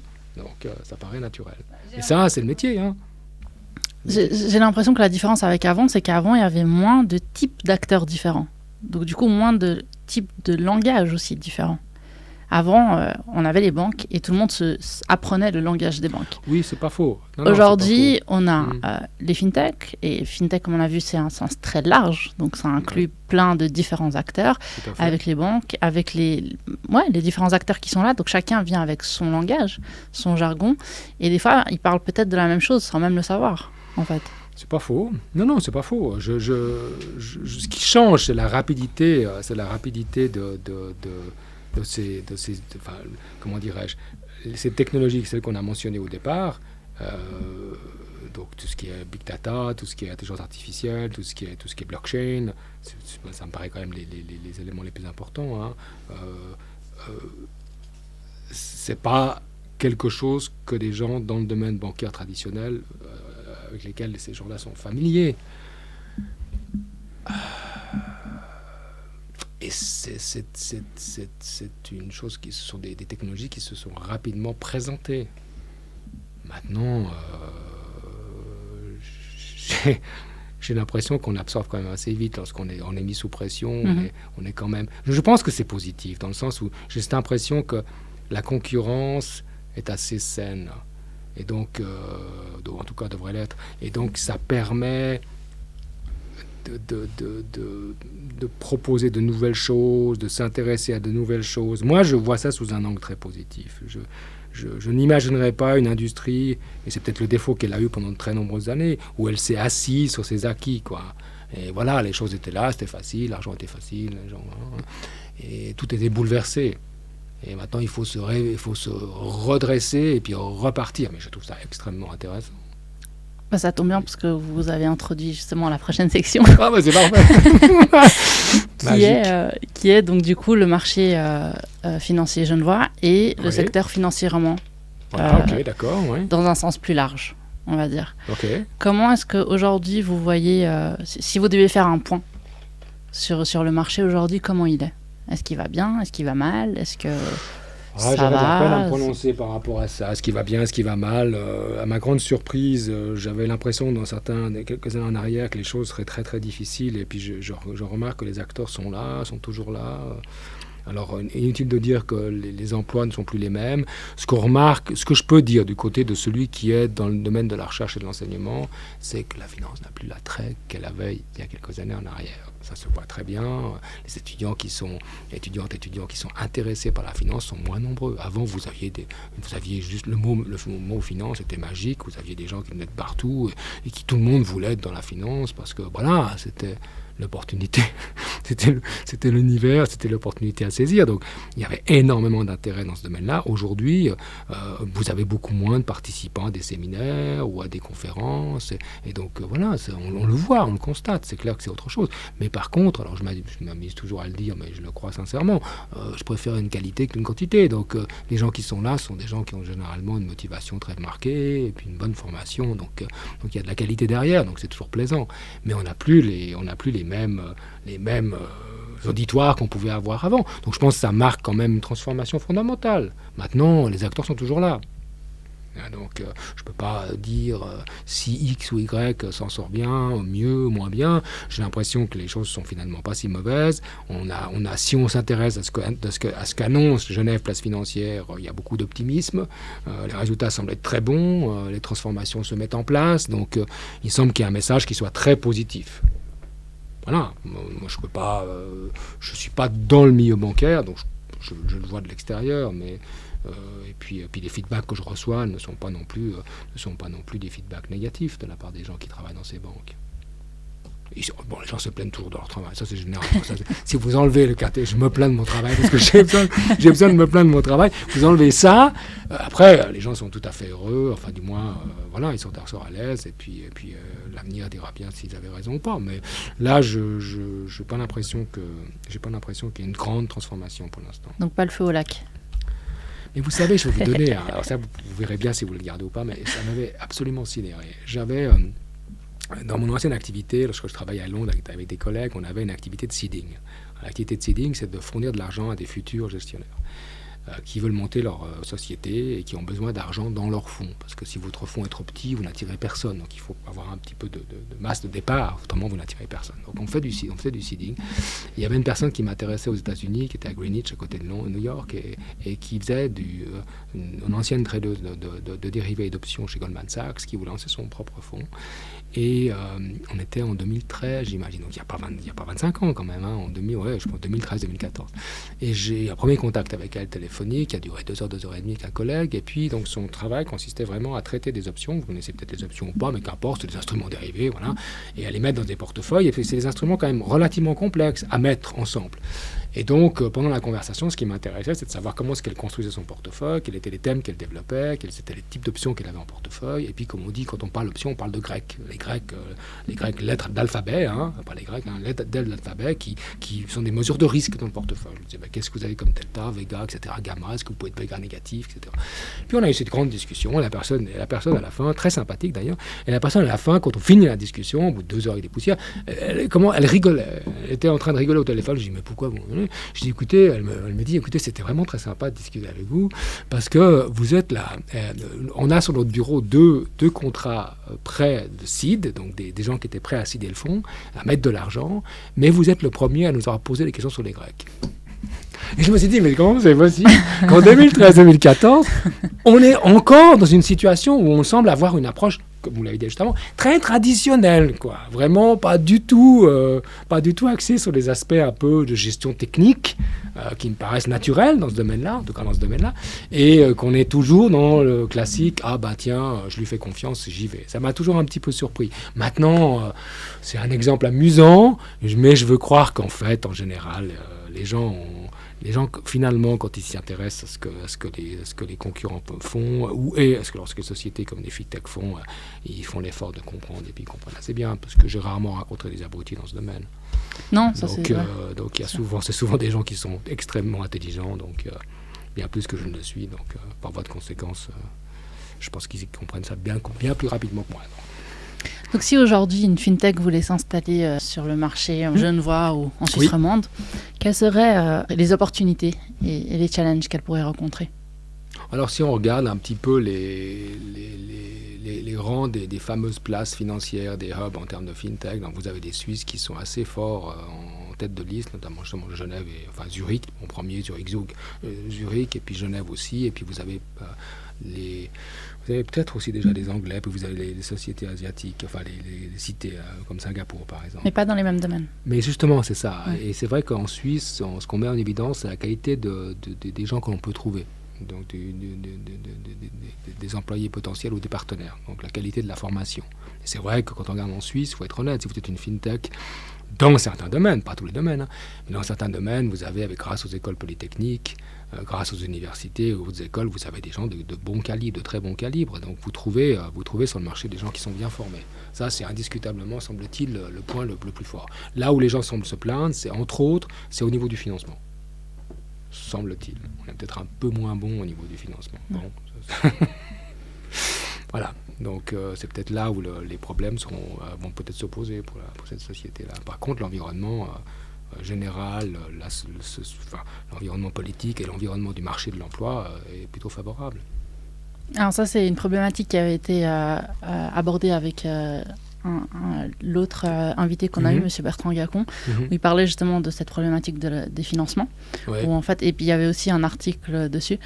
Les fintech ou les startups en général arrivent à avoir le premier financement, mais dès qu'elles prennent un peu de taille et qu'elles ont besoin d'un deuxième round, c'est toujours plus compliqué. Ouais. Et du coup, ça les freine un peu. Vous savez pourquoi? Quelle explication on pourrait trouver à ça? On a une mentalité qui est un tout petit peu moins entrepreneuriale qu'aux États-Unis. On a toujours eu en Europe un très très fort financement par les voies bancaires, et par rapport aux États-Unis aussi, par exemple. Et ça fait que la banque n'est pas naturellement active dans ce segment-là. C'est pas son métier non plus. Donc, en tout cas, a priori, c'est pas donc je pense que ça explique. Après on a aussi des antennes de l'État comme Fongit, Fondetech, Genilem, je crois, et puis d'autres qui pourraient aussi faire. Je ne sais pas comment ça fonctionne, mais je pense qu'elles font aussi le suivi. Mais c'est vrai que une problématique où elles sont vite... comment est-ce qu'on pourrait dire ça? Un peu limitées dans leur développement par le fait qu'elles ont des problèmes à trouver des sources de financement. Ce qui revient au même, les sources de financement, elles les trouvent moins à l'extérieur. C'est ça. Ouais. C'est ça. Il y avait aussi une problématique au niveau des montants du financement, c'est-à-dire que comme on ne fait pas vraiment partie du marché européen et les accords n'avaient pas été signés il y a quelques années en arrière, ça a beaucoup entravé la capacité aux fintech sur aussi le montant qu'ils obtiennent quand ils font un round de financement. C'est tout à fait juste ça. Ouais, il y avait aussi cette problématique. C'est une bonne remarque, c'est tout à fait juste. Donc, comment l'améliorer? On pourrait l'améliorer avec des incitants peut-être fiscaux, mais bon, je ne suis pas parlementaire, donc je ne vais pas penser là-dedans. Mais je pense que ça tient essentiellement à la façon dont on a financé les activités des PME, etc. en Suisse par le tissu bancaire. Et c'est autre chose, quoi. C'est pas le même métier, quoi. Il faut être honnête. Ouais. De quoi le marché a besoin vraiment aujourd'hui? Lequel de marché? Idéalement le marché financier genevois, mais le marché, le secteur financier roman, on va dire, ou le secteur suisse. Qu'est-ce qui manque aujourd'hui? C'est quoi le vrai problème, peut-être? S'il y en a un, peut-être qu'il n'y en a pas. Vous savez, je pense qu'en se concentrant sur ça revient un petit peu à la discussion qu'on a eue au départ. Alors, vous avez dit les fintech, pourquoi les fintech? Il y a eu un facteur que je n'avais pas mentionné, qui est effectivement le fait que les gens comment vous l'aviez phrasé, vous avez dit les gens avaient perdu un peu confiance dans le secteur bancaire.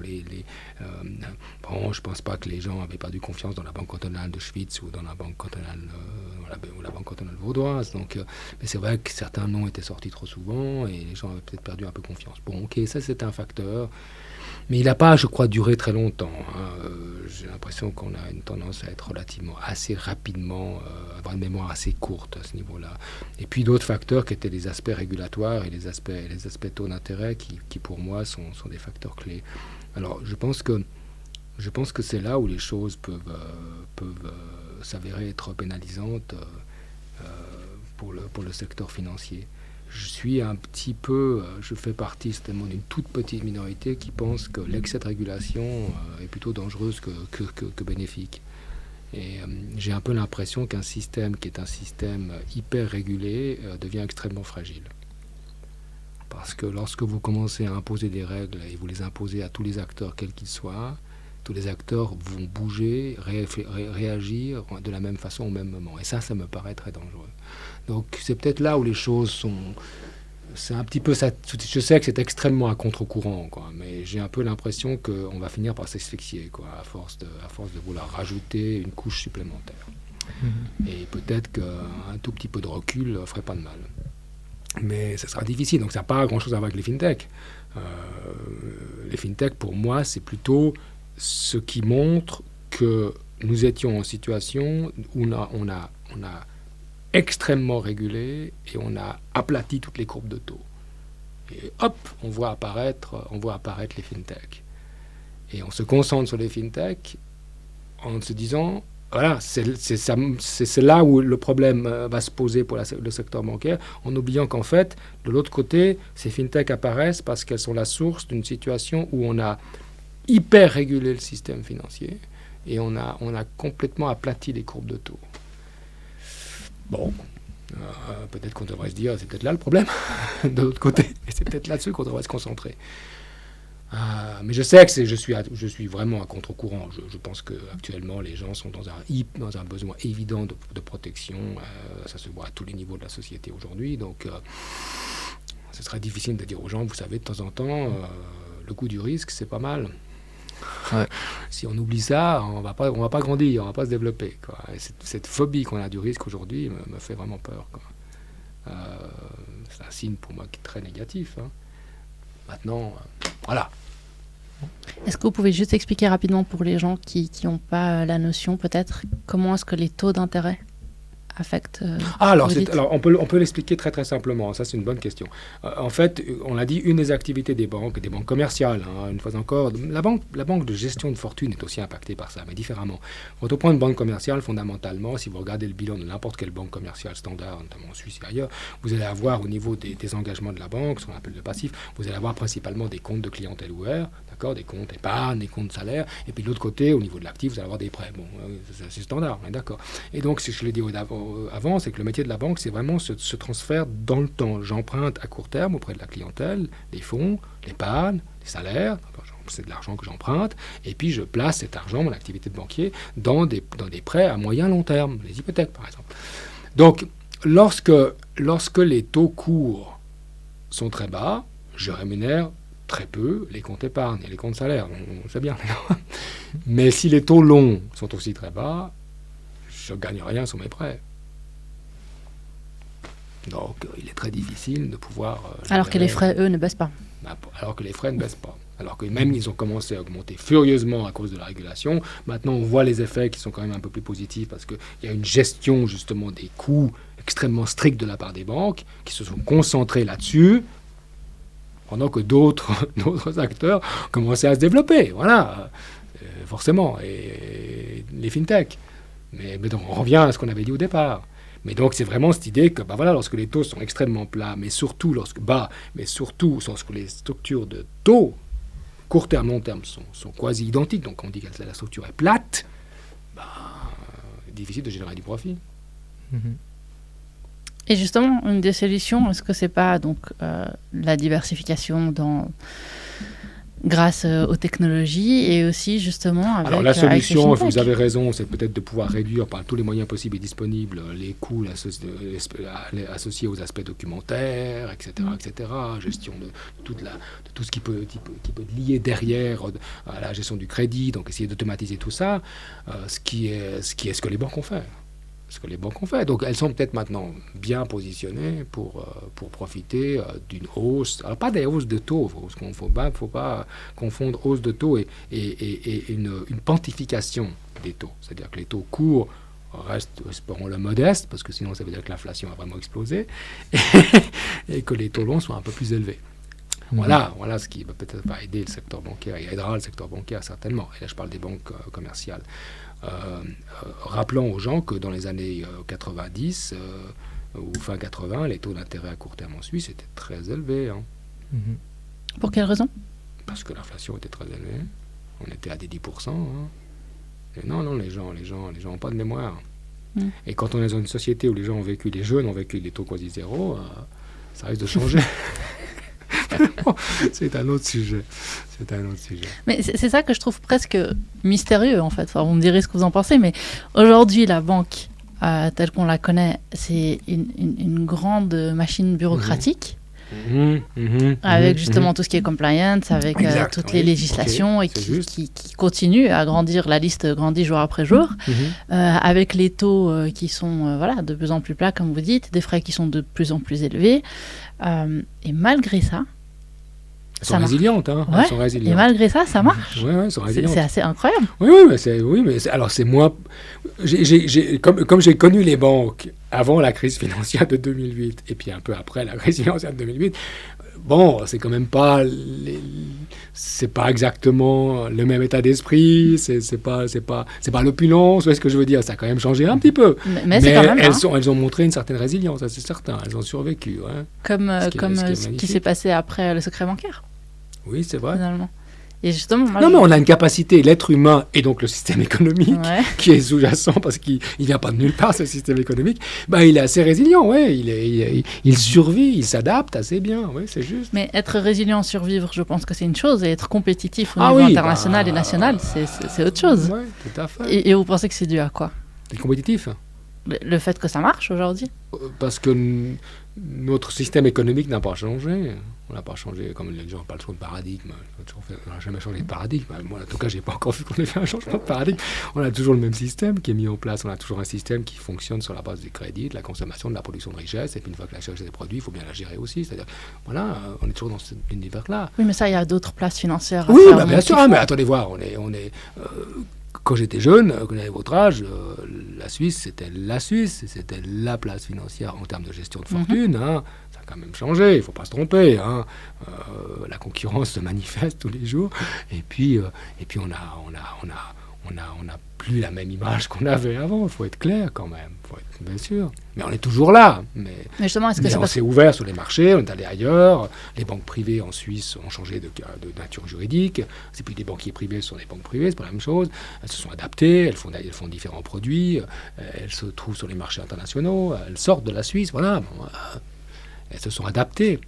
Naturellement. Est-ce qu'elle bénéficie pas aussi de cette ancienne image justement de la Suisse, toujours. Comme vous dites, et puis le franc suisse, regardez ce qui se passe maintenant depuis quelque temps. Le franc suisse a retrouvé, aux grandes dames de la Banque nationale, j'imagine, une très grande vigueur qui ne va pas sans pénaliser l'économie d'ailleurs, mais qui nous aide un tout petit peu en matière de facture énergétique.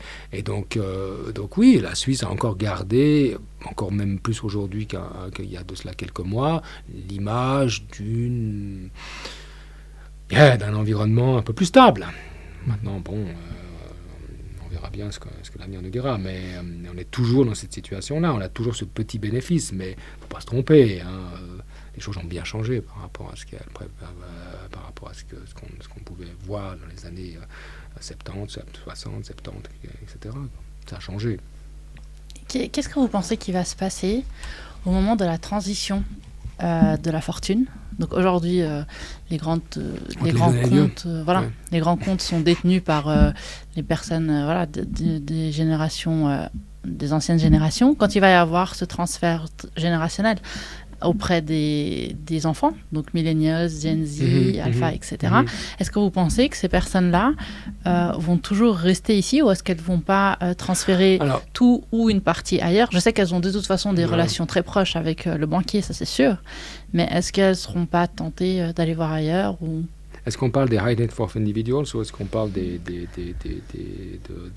affluents ou des... Parce qu'il ne faut pas se tromper, hein. La société aujourd'hui et les choses comme elles évoluent aujourd'hui, les capacités les biens en succession, je ne les vois pas augmenter furieusement, quoi.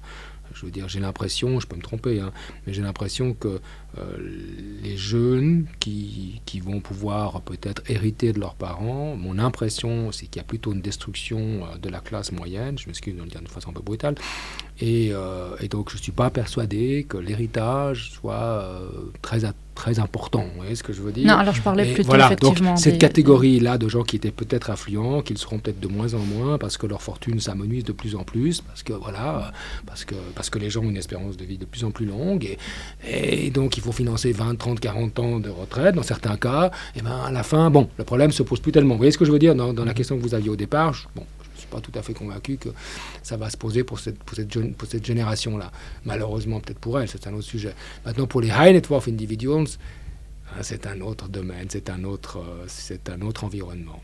C'est un autre type de service que vous avez de la part de la banque. Et je ne suis pas convaincu que la nouvelle génération, qui, lorsqu'elle pourra peut-être vraiment être partie prenante et gérer cette richesse, elle ne va pas avoir 20 ans. Hein. Donc elle aura 30, 40, peut-être 40, 50 ans, même, voire plus. Et de nouveau, son souci, ça va être pour maintenir l'héritage, maintenir la fortune de la famille. Je pense que les banquiers seront toujours présents parce que les solutions mobiles, ils les ont déjà. Il ne faut pas exagérer. Hein. Le banquier se déplace, la famille ne se déplace plus. Hein. Et puis la famille a accès à tout endroit, à tout moment, à toutes ses opérations et à tous ses comptes. Donc tout ça, ça existe déjà. Donc je ne suis pas convaincu que tout d'un coup, les jeunes de 40 ans ou de 50 ans vont se dire « Ah, c'est super, je vais tout mettre en NFTs ». Je ne suis pas encore convaincu. Ça va peut-être venir, mais je ne vois pas ça comme ça, disons. Non, je ne pense pas tout, mais peut-être... Ce qui change, c'est comme le disent souvent les gens en matière de gestion, et ça c'est juste, les gens âgés ont une tendance à chercher le revenu, les gens jeunes ont tendance à chercher la croissance. Donc ce qui va changer peut-être, c'est, hop, on va transformer et on va devoir revenir sur la croissance et laisser de côté le revenu. C'est possible. Aujourd'hui, le revenu, de toute façon, il n'y en avait pas pendant très très nombreuses années, il n'y avait plus de revenus parce que les taux d'intérêt étaient trop bas, de toute façon, donc de toute manière, tout le monde était investi en croissance et en actions, voilà, c'est comme ça. Alors peut-être qu'un jour, il y aura des revirements importants. Puis surtout parce que je trouve que ce raisonnement, il manque un tout petit peu de dynamique, c'est à me dire, les vieux, je m'excuse parce que je suis vieux, je peux le dire, hein, les vieux disparaissent Parce que voilà, naturellement, ça fait partie de la vie, c'est qu'à de le dire, c'est un paradoxe, mais ça fait partie de la vie. Donc les vieux sont plus là, les jeunes héritent. Mais attendez, j'espère que le jour où je vais partir, mes enfants auront déjà un âge certain. Et donc, ils seront déjà assez vieux. Vous voyez ce que je veux dire? Donc, je ne suis pas tout à fait convaincu de cette idée que mais les jeunes vont arriver, il faut tout changer, il va falloir leur offrir des produits spéciaux parce qu'ils sont jeunes. Ils ne sont peut-être pas si jeunes que ça. Alors, ils vont pas totalement peut-être déserter, mais vous le savez, je pense que dans ces moments-là, il y a tout le monde qui vous observe, il y a des nouvelles personnes qui sortent de nulle part et qui vous proposent des nouvelles solutions, etc. Enfin, je vous dis ça parce que j'ai un ami qui m'a raconté que justement, au moment de son décès, il a reçu la maison de son père et il m'a dit, je recevais des appels de partout, des gens qui venaient carrément genre au-dessus de mon portail pour regarder la maison, pour regarder où c'était et genre, j'ai me battre carrément avec un parce que ça allait plus, parce que je me sentais harcelée. Je dis pas qu'il n'y a pas des transformations qui sont possibles, mais les banquiers sont bien armés pour gérer ce type de transfert de génération quand même, ça fait partie du métier. Non, je disais juste, est-ce que peut-être d'autres places seront peut-être plus attractives pour attirer une partie est-ce qu'elles ont des solutions peut-être, ou des choses qui sont plus parlantes justement aux cinquantenaires de demain, en fait, trentenaires, cinquantenaires de demain? Est-ce que même le terme de place existera encore? C'est une bonne question. C'est vrai. Voilà, c'est une bonne question. Ça fait peur, mais c'est vrai. Non, mais peut-être que vous avez un nom. Ce sera dans la métaverse.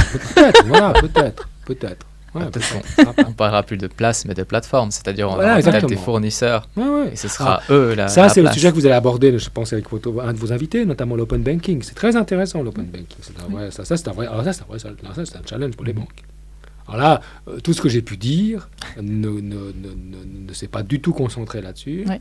Et alors là, c'est un vrai défi. Ça, c'est indiscutable. Et là, votre intervenant aura beaucoup de choses à dire.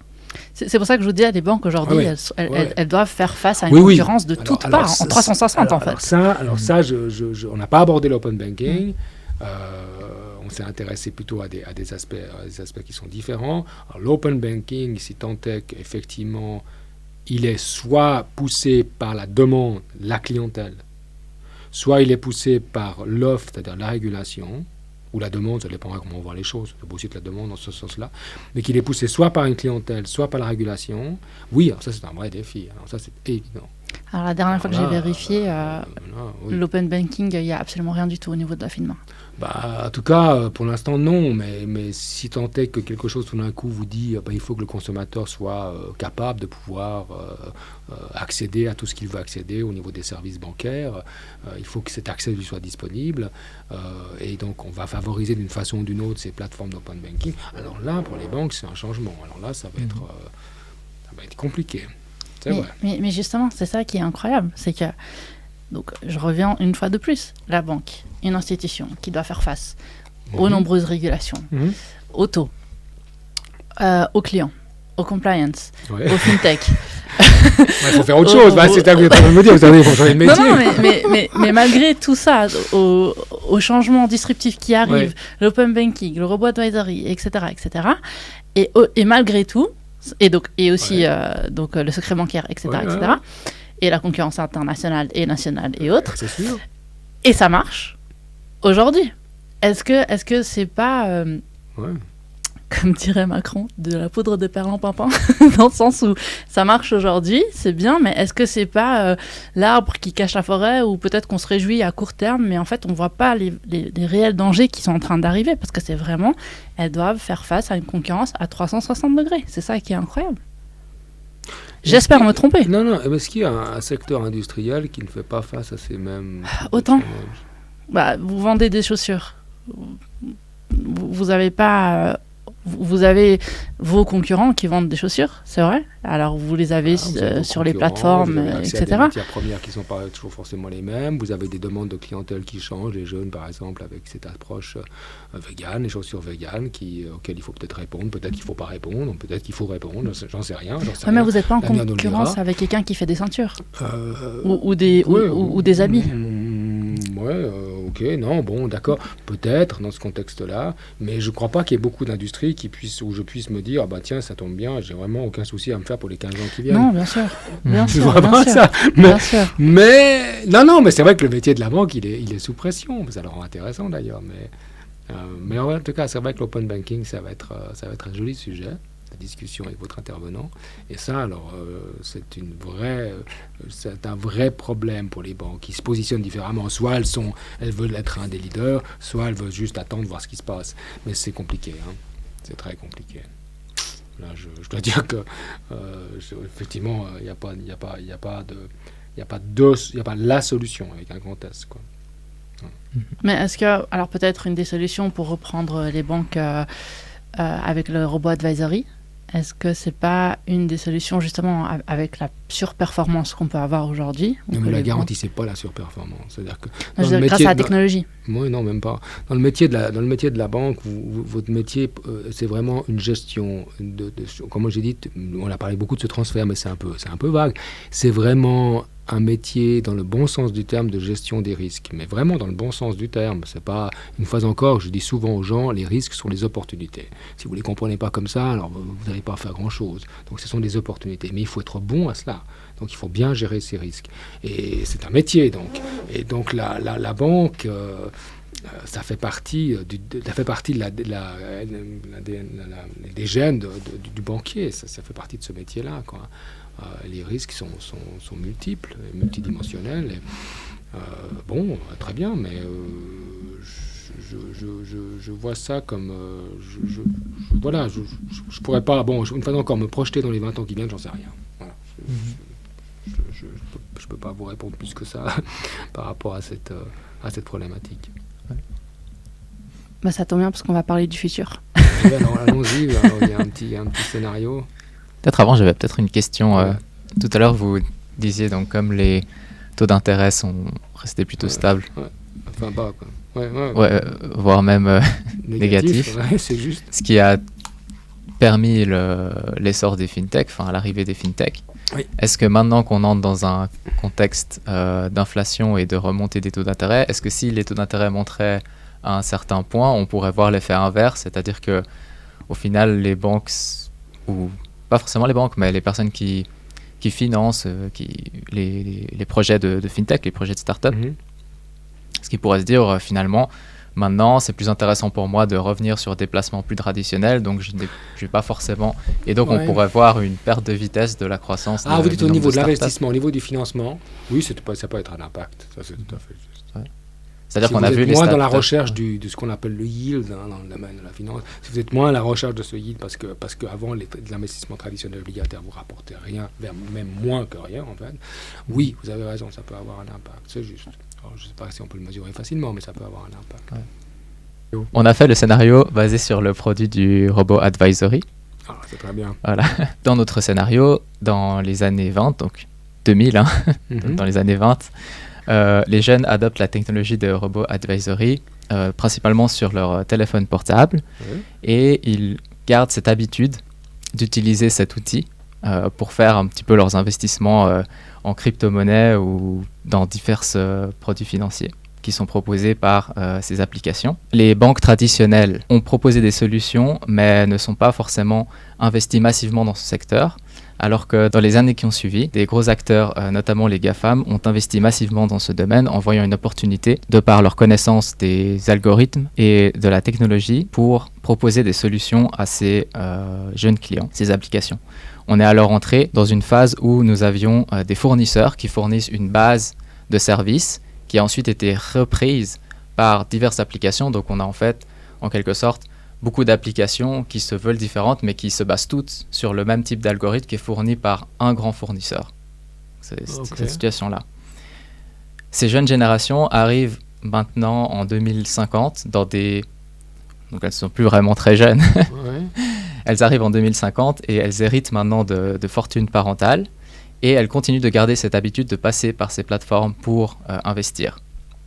Cela crée donc une forme de fuite de transactions pour la place financière romande, c'est-à-dire que les transactions maintenant se passent sur ces plateformes et donc pas en Suisse. Et les banques suisses, elles, se sont retrouvées à gérer des clients d'une autre catégorie, qui sont beaucoup plus fortunés et qui peuvent se permettre de payer les services d'une banque traditionnelle et des advisors humains, si on peut dire. Donc dans ce contexte, on se retrouve dans une situation où les clients plus fortunés ont donc accès à ces personnes et les clients, on va dire, les moins fortunés continuent à rester sur ces plateformes. Donc pour le marché suisse, on arrive à une situation où les banques voient moins de transactions se réaliser, par contre des transactions qui ont une valeur plus importante. C'est-à-dire que les transactions qui sont faites par les advisors humains, elles sont faites pour des fortunes plus grandes, elles ont des montants plus importants que les transactions qui sont faites sur ces plateformes pour des montants plus faibles. Donc on voit cette fuite de capital pour la Suisse. Donc là, en fait, c'est un petit peu la situation dont on se retrouve en 2050. Voilà. Et donc dans ce contexte, et par rapport à ce qu'on a discuté tout à l'heure, est-ce que d'après vous, les banques devraient être plutôt prudentes par rapport à ces nouveaux acteurs qui peuvent arriver, notamment des big tech, comme on a mentionné, ou alors est-ce qu'elles pourraient rester dans une dynamique où des advisors humains compenseraient parce que finalement la valeur des transactions est plus importante, donc on peut rester dans ce statu quo en quelque sorte et laisser fuir ces capitaux des jeunes générations qui deviendront dans le futur les clients lambda. Alors, dans le contexte de ce scénario, je pense que de mon côté, la réponse sera relativement simple, c'est-à-dire que les banques déjà ont depuis longtemps, pas toutes, mais la plupart des banques ont depuis longtemps déjà à l'intérieur même de leurs activités des algorithmes qui ressembleraient un petit peu à ce que ces plateformes ou ces robots peuvent faire. Et souvent, ces algorithmes étaient mis à disposition pour les conseillers financiers qui pouvaient les utiliser ou les gestionnaires qui pouvaient les utiliser pour gérer effectivement les fortunes de la clientèle. Alors, que la banque s'attaque à ce segment-là, elle peut le faire. Elle peut le faire, elle a la connaissance pour le faire, elle a la technologie pour le faire.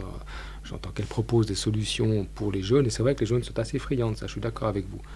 La plupart du temps, c'est vrai que les gens qui font un petit peu de gestion de portefeuille le font le plus souvent sur la base de ces plateformes. Ça leur paraît plus naturel, plus facile, etc., plus direct. Et donc les banques peuvent le proposer, et je dirais même naturellement devraient le proposer à leur clientèle, c'est clair. Bon, c'est pas un business, c'est un business à très très petite marge, faut bien le comprendre, et donc c'est un business qui n'est profitable que si vous avez des gros volumes. Bon, parce que c'est pas la transaction qui vous rapporte quoi que ce soit. La transaction, vous pouvez même vous dire que de moyen à long terme, elle ne vous rapporte rien une transaction. Okay. Ce qui vous rapporte dans ce métier, c'est la masse sous gestion que vous avez. Donc, qui a la masse sous gestion? Donc, le fait de savoir si le client X, Y, Z passe par une plateforme A, B, C, ok, très bien, mais est-ce que la masse est chez vous? C'est ça qui est important. Ce n'est pas la transaction qui a beaucoup d'impact sur la profitabilité de votre business. Donc, ce qui fait la profitabilité, c'est la masse. Donc, si vous avez des clients relativement modestes et vous offrez ces produits, pourquoi vous le faites? Parce qu'évidemment, vous voulez avoir, comme vous avez des masses relativement modestes et vous avez des marges qui sont extrêmement petites, vous n'allez pas vouloir avoir des coûts organisationnels qui sont trop importants. Donc la solution algorithmique, c'est la solution naturelle. Et puis ensuite de ça, ce que les banques vont faire, ce que les banques commencent déjà à faire, mais qu'elles vont faire, elles vont offrir des produits, ensuite de ça, des services, des abonnements, en disant, voilà, je vous offre la version... on l'appelle comme on veut, la première version, qui est une version de base, qui vous permet de faire ce que vous voulez faire, exactement. Par contre, si vous voulez pouvoir avoir un contact avec un conseiller, on vous charge, je sais pas, 5 francs par mois. Vous voyez ce que je veux dire? N'importe quoi. Le premium. Exactement, le fameux premium. Et puis après ça, vous avez le premium, après vous avez le premium carré, etc. Donc vous avez plein de premiums. Et c'est comme ça que les choses vont naturellement se développer. Maintenant, pour la famille vraiment, fortunée, est-ce qu'elle utilisera ce type-là d'outils? J'en sais rien. Il faut bien comprendre que les gens la transaction chez les jeunes, vraiment, elle se fait parce que c'est presque comme un jeu. C'est un petit peu d'argent, j'achète ce token, je vends celui-ci. C'est un jeu, c'est pas un investissement. C'est pas le placement de son épargne. Donc les gens qui placent leur épargne, et d'ailleurs on peut leur conseiller de faire attention, quand vous placez votre épargne, ce qu'on constate par analyse empirique, c'est plus vous faites du trading, moins vous gagnez. Donc c'est pas la bonne idée de faire beaucoup de transactions. D'accord ? En général, c'est pas ça. Donc les gens qui placent leur épargne, elles veulent gérer leur avoir, ce n'est pas des transactions qui les intéressent. Et pour la banque et la société de gestion, ce qui permet de le rapporter, ce qui le rapporte, ce n'est pas la transaction, c'est la masse sous gestion sur laquelle elle peut prendre quelques points de base, comme on dit en finance, des fees. D'accord ? C'est ça qui est important pour la banque. Donc la banque, elle va le faire, elle va développer le produit pour la clientèle, quelle que soit la clientèle. Et puis elle va offrir, comme vous dites, du premium, avec la réputation qui va derrière. Parce qu'il ne faut pas se tromper, quoi. Si vous avez votre argent géré par une société de réputation que tout le monde connaît, n'est-ce pas? C'est comme si vous avez à la maison un tableau d'un peintre connu, voilà, d'une certaine valeur, à pouvoir le mettre en évidence. On revient à la confiance. Oui, et puis aussi à J'insiste dessus, je suis désolée. On revient à la confiance, et puis on revient aussi à une espèce de propension à vouloir se valoriser par ce que l'on a. Alors à la limite, on pourrait tweeter en montrant la photo de l'artiste qu'on a acheté récemment, et puis on pourrait dire demain je pars à la banque Bidule. Je ne donnerai pas de nom, mais demain, mon banquier de la banque XYZ viendra chez moi. Oui, ça valorise, vous voyez ce que je veux dire? On se valorise comme ça dans les réseaux sociaux. C'est comme ça que ça marche. Donc ça, je ne pense pas que, pour répondre à vos questions, je pense que c'est comme ça que les choses vont évoluer naturellement. D'accord, ouais. Mais là, ce scénario, ce qui met en avant, c'est justement, comme vous dites, la masse. C'est la masse sous gestion qui est importante. Mais là, avec la démocratisation, on peut appeler ça la l'ubérisation du robot advisory, justement, la masse sous gestion va diminuer parce qu'elle va fuiter, entre guillemets. Tout dépend si ces robots advisors vont réussir à se développer ou pas se développer. La plupart des études montrent que justement la problématique des robots advisors, elle n'est pas compliquée, c'est que c'est un business qui se fait sur le volume. Il faut du volume, il faut une masse sous gestion, c'est ça que ça veut dire. Si vous n'avez pas la masse sous gestion, vous ne pouvez pas être profitable. Mais s'il y en a plusieurs qui proposent... Oui, mais regardez ce qui se passe sur le marché américain. Vous aviez au marché américain des petits robots advisors qui se sont développés, certains ont résisté et se sont agrandis, mais maintenant les gros robots advisors, c'est des grosses sociétés que tout le monde connaît. C'est des Fidelity, c'est des Schwab, c'est des Merrill, voilà. Du coup, donc vous dites qu'il y aura naturellement une sélection qui va se faire pour garder les plus grands. Mais bien sûr. Est-ce qu'on peut dire qu'il y aurait un intérêt à faire un produit d'appel, c'est-à-dire on pourrait avoir le robot advisor sur une application comme produit d'appel pour une banque, mais bien sûr. Comme ça, ensuite, le nom reste. Mais bien sûr, c'est absolument indispensable. C'est une stratégie tout à fait normale. C'est à ça que les banques vont tous tendre. Toutes tendre, excusez-moi. On vous a montré notre vision de ce marché. Comment est-ce que vous le voyez? Laquelle, le marché? Du robot advisory. Alors, du coup, on va rester sur le marché financier genevois. Ou le secteur financier en Suisse romande. Vers quoi est-ce qu'on va? C'est quoi la tendance qui prend le dessus? Allez, d'ici 2030 ou éventuellement 2050. La réponse sera dans le régime politique et économique dans lequel on va se trouver en 2030. Et ça, j'en ai pas la moindre idée. C'est-à-dire que tout va dépendre de l'environnement dans lequel l'Europe va se retrouver d'ici quelques années, parce que 2030, c'est demain, quoi.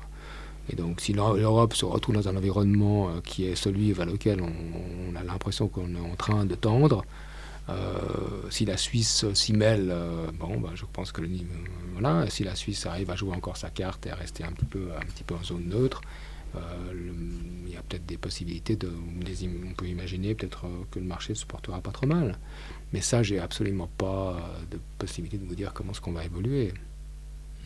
C'est politique et économique. Ça n'a pas grand-chose à voir avec le enfin, évidemment, quelque chose à voir avec le système bancaire et l'environnement financier. Mais il y a actuellement dans nos sociétés, quand même, si on regarde les choses de façon assez claire, il y a quand même certains poids, certaines tendances qui sont celles qui vont prédominer et qui vont conduire l'entier de ce qui se passera dans les années qui viennent, ça c'est certain.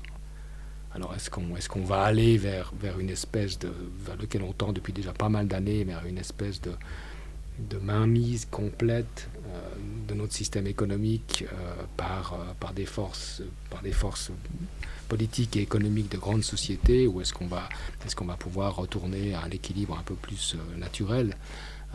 C'est-à-dire, est-ce que les petites sociétés vont réussir à s'en sortir? Je ne sais pas. La tendance actuellement, elle est plutôt vers un contrôle. Et ce contrôle, il vient de grands acteurs et de forces politiques. Et c'est vers ça vers quoi on tend actuellement. C'est pas. Et donc c'est ça qui va déterminer la situation du secteur bancaire en Suisse romande dans les années qui viennent. Okay. Pour clôturer cette belle discussion, qu'est-ce qu'on pourrait retenir de tout ça finalement? Alors, ce qu'on peut retenir, comme je dis souvent, c'est que les risques ont des opportunités. Donc, il y a beaucoup d'opportunités qui se manifestent. La situation économique est difficile à lire, donc elle est intéressante. Et puis, très honnêtement, je le dis, parce que j'ai un biais tellement évident que je peux le dire.